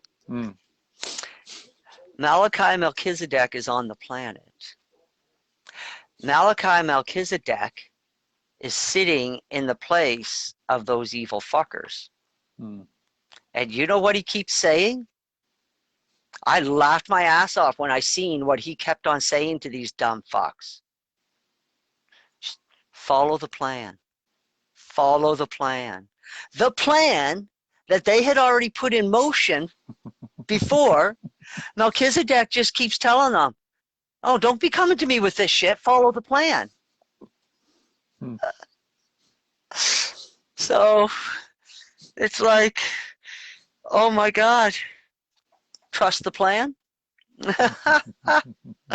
Except they don't know. They think that he's telling them to trust their plan when actually he's saying trust Michael's plan, but they don't know that because they haven't bothered to ask whose plan because they had already set that plan in motion. So they think they're working off the same plan and it's working. This is why they just keep pushing ahead blindly, is because they go back to Malachi, and Malachi says, trust the plan. So they're like, okay. And they go, and then you hear them do stupid shit, pass stupid legislation. And then the ones that are left on their own, and on top of that, this is the best part, since she lost, okay, and Trump got the 4 years instead,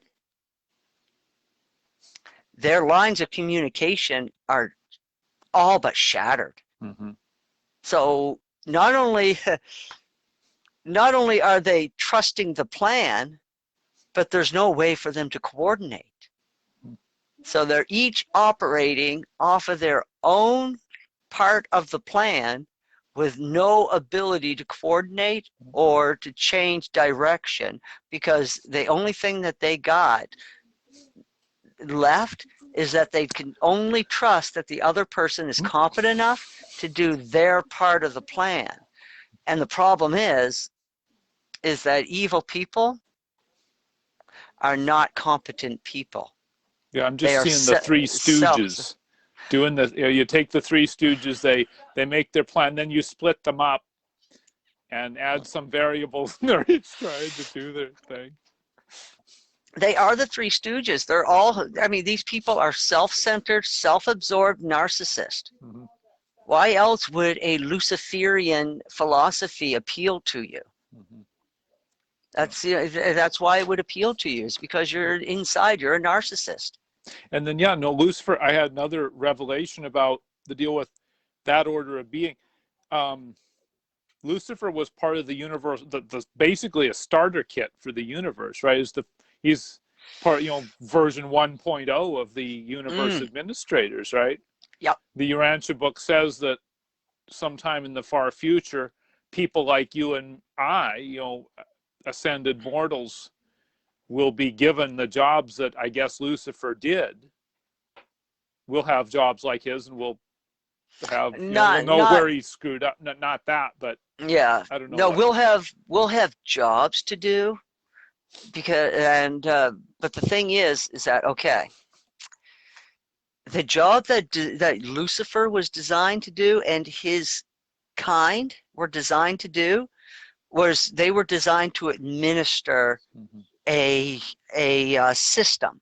Yeah. Okay, essentially a system lord.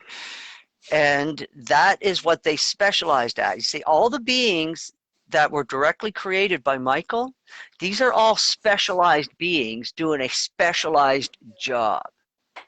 All of them. Okay? And now, this is where we come into the picture. Is that now we get to do the jobs that require a certain amount of dynamics in the personality, right, in order to be able to complete the task. Lucifer and his kind do not have that that ability for personality dynamics. Their personality is their personality, whereas we, because we are a dual being, because we are the personality of the Father, but the creator of our own character, we can adjust things as we go. Because we can use these, because we're working in conjunction with another being. We are one with the thought adjuster, but we can also but our personality is dynamic because the thought adjuster has adjusted to everything for us as well. Remember, the thought adjuster comes 50% of the way for us. The thought adjuster comes halfway. We've got to come the other halfway. So that means that the thought adjuster made adjustments to come that 50%. Now we have to make our adjustments and come the other 50%, and this is where we meet. And then after that, we travel together back through the other 50% back to God. And then God makes his children of time and space ventilators, and then as a ventilator, you go out and you serve in the universe in a capacity that requires dynamic personality adjustments. This is why the thought adjusters are in charge of dealing with the young souls that have been prematurely cut loose from their mortal bonds. So because they have to be flexible enough to deal with the child as an individual the way parents would if they had survived in their mortal existence. So the ventilators are the best ones to achieve this task because they can make the adjustments in personality that are necessary. And, I mean, there are times to play, and then there's times to be serious. And, as part of being human, normal humans, we understand this, that, you get up, you do, normal people understand that you get up, you go to work, do your job, and you save your mind-altering drugs for after work. Simple as that. I've always, my respect for people that have, that drink alcohol at work right down into the toilet. Same thing for anybody that smokes weed at work. I'm just like, I start to lose respect for them. Unless they can show me that for them it's a performance enhancer. If they can show me that it's a performance enhancer, then I'm like, okay, my respect level starts to climb again because, man, you took that thing to a fucking science. They figured that out about himself. I knew when I was a kid, there was this truck driver. My oldest brother worked for him. He was a terrifying driver first thing in the morning until he got to the Hampton liquor store. Then he would buy himself a small bottle of slow gin. Get a couple of drinks into him. It was like his morning coffee. Got a couple of swigs into him. And then after that, the rest of the day, smooth driving. Best truck driver on the road. Like the best. And fast. His reflexes were actually there. I watched him one time. Fucking boom. And then, of course, that was a time, shit, he almost hit somebody on a motorbike. He locks her up quick, avoided Buddy. Didn't hit him, didn't kill him. And there he is in the middle of the road. This all happened right out front of our place. Pulls out his bottle of slow gin, takes a drink, puts it back, puts the truck in gear and carries on. But no, that's how he did it. I had a guy work for me, Joe.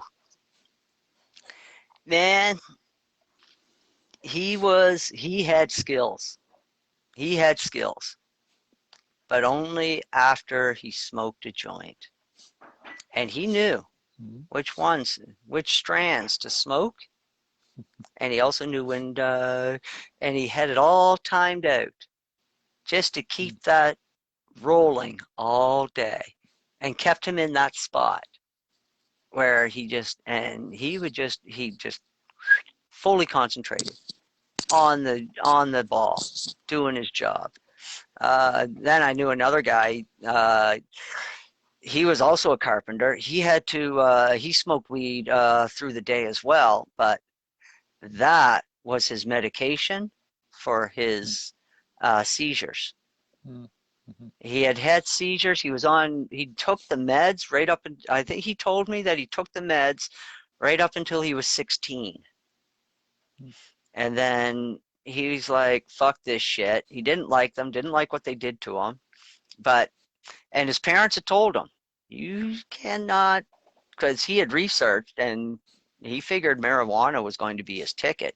And he did try it a few times. But his parents were like, when you turn 16, if you decide that you don't want to take your meds, that is when you can decide. So you are not at that age where you can make this decision for yourself. So they wouldn't let him make the decision. They were making his medical decisions for him. Parents, reasonable. I mean, they were scared. I mean, they seen his seizures. They knew how bad they were. And the medication, for the most part, worked. So the parents had their faith in the medication. But meanwhile, my buddy, once he turned 16, he slowly moved himself off the medications and started using weed, but only certain strands of weed. He knew all of his strands too. And he started smoking weed and he started self-medicating. And then he found his spot. Tons of research, mind you. He just didn't just do this willy-nilly. He did a lot of reading. And it just wasn't something that he just did because it felt like it was something to do. And I knew him for 10 years. And I did not know that he was epileptic until he told me that he was. And his mom confirmed it. And I was like, no shit. I was like, I've never known you to have an epileptic seizure. And I was around him all the time because he was dating my niece. Well, they were practically engaged. So, I mean, I worked with this guy, partied with this guy. We've slept under the same roof together. And it was just like never even a hint that he was an epileptic. Meanwhile, my brother's girlfriend, who says that marijuana is evil and it's the devil's weed, relied on her medication.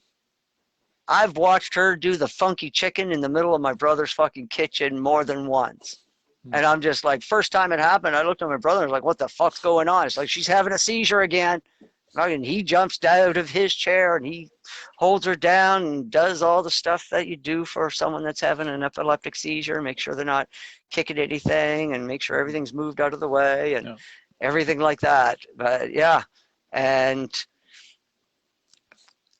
I just remember her constantly. I think they went out for like 9 years, and in that 9 years, I am certain that she had at least a dozen seizures in that amount of time. And it was just like, wow. And meanwhile, my buddy Justin, nothing.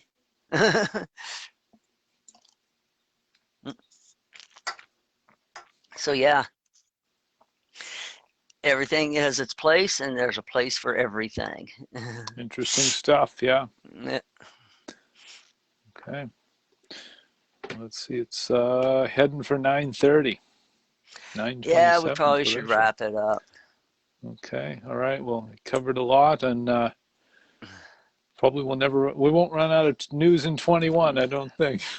Even if we do, we can move on to, don't worry, there'll always be something new to move on to. Yes, there will. Even once this is all settled and people have been adjudicated properly, there will still be more work to do. I mean, people wonder, it's like, if you wonder what your career is going to be like out in the universe, and you're worried about being bored or you're worried about doing something that you're not going to like,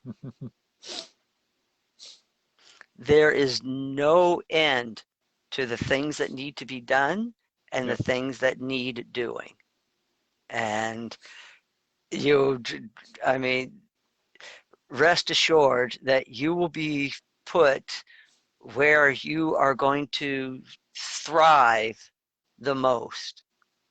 It's like there's a reason why the angels watch us and record our lives, because they're going to look at it and be like, okay. I mean, I have no idea. It's like, okay, this guy's a mechanic. My God, he loves fixing things. Well, you know what? The universe needs mechanics. And if that was not so, then there would be no mechanics here. So basically, if you thought your university advisor was good, basically you get out to consult with, And you're going to be going through 7 worlds. You've got 7 worlds to get to really know about yourself, about the universe, and your place in it. And before you finally make it on the Saturnalia home world, where you're just going to meet every creature that exists in Saturnalia. Mm-hmm. And you're going to meet some of them as you're traveling along. But, if you think this planet is the extent of our Creator's imagination, then you might have a small-minded view of our Creator. Just saying. I think Star Trek, maybe Star Wars a little bit. Yeah. Star Trek mostly. I think it's mostly Star Trek. Mm-hmm. Because Star Wars is a story about competition. Mm. And it is. There are 3 truths of the universe. First truth, the universe is not in competition. It's in cooperation.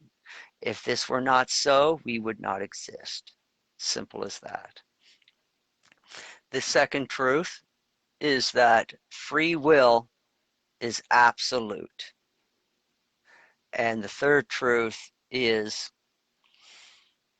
potential is supreme over actual. So that's how the universe sees it. Anyways, this has been P and K Q&A, and I am Crow. And I am Peter. Thank you for watching. Peace out.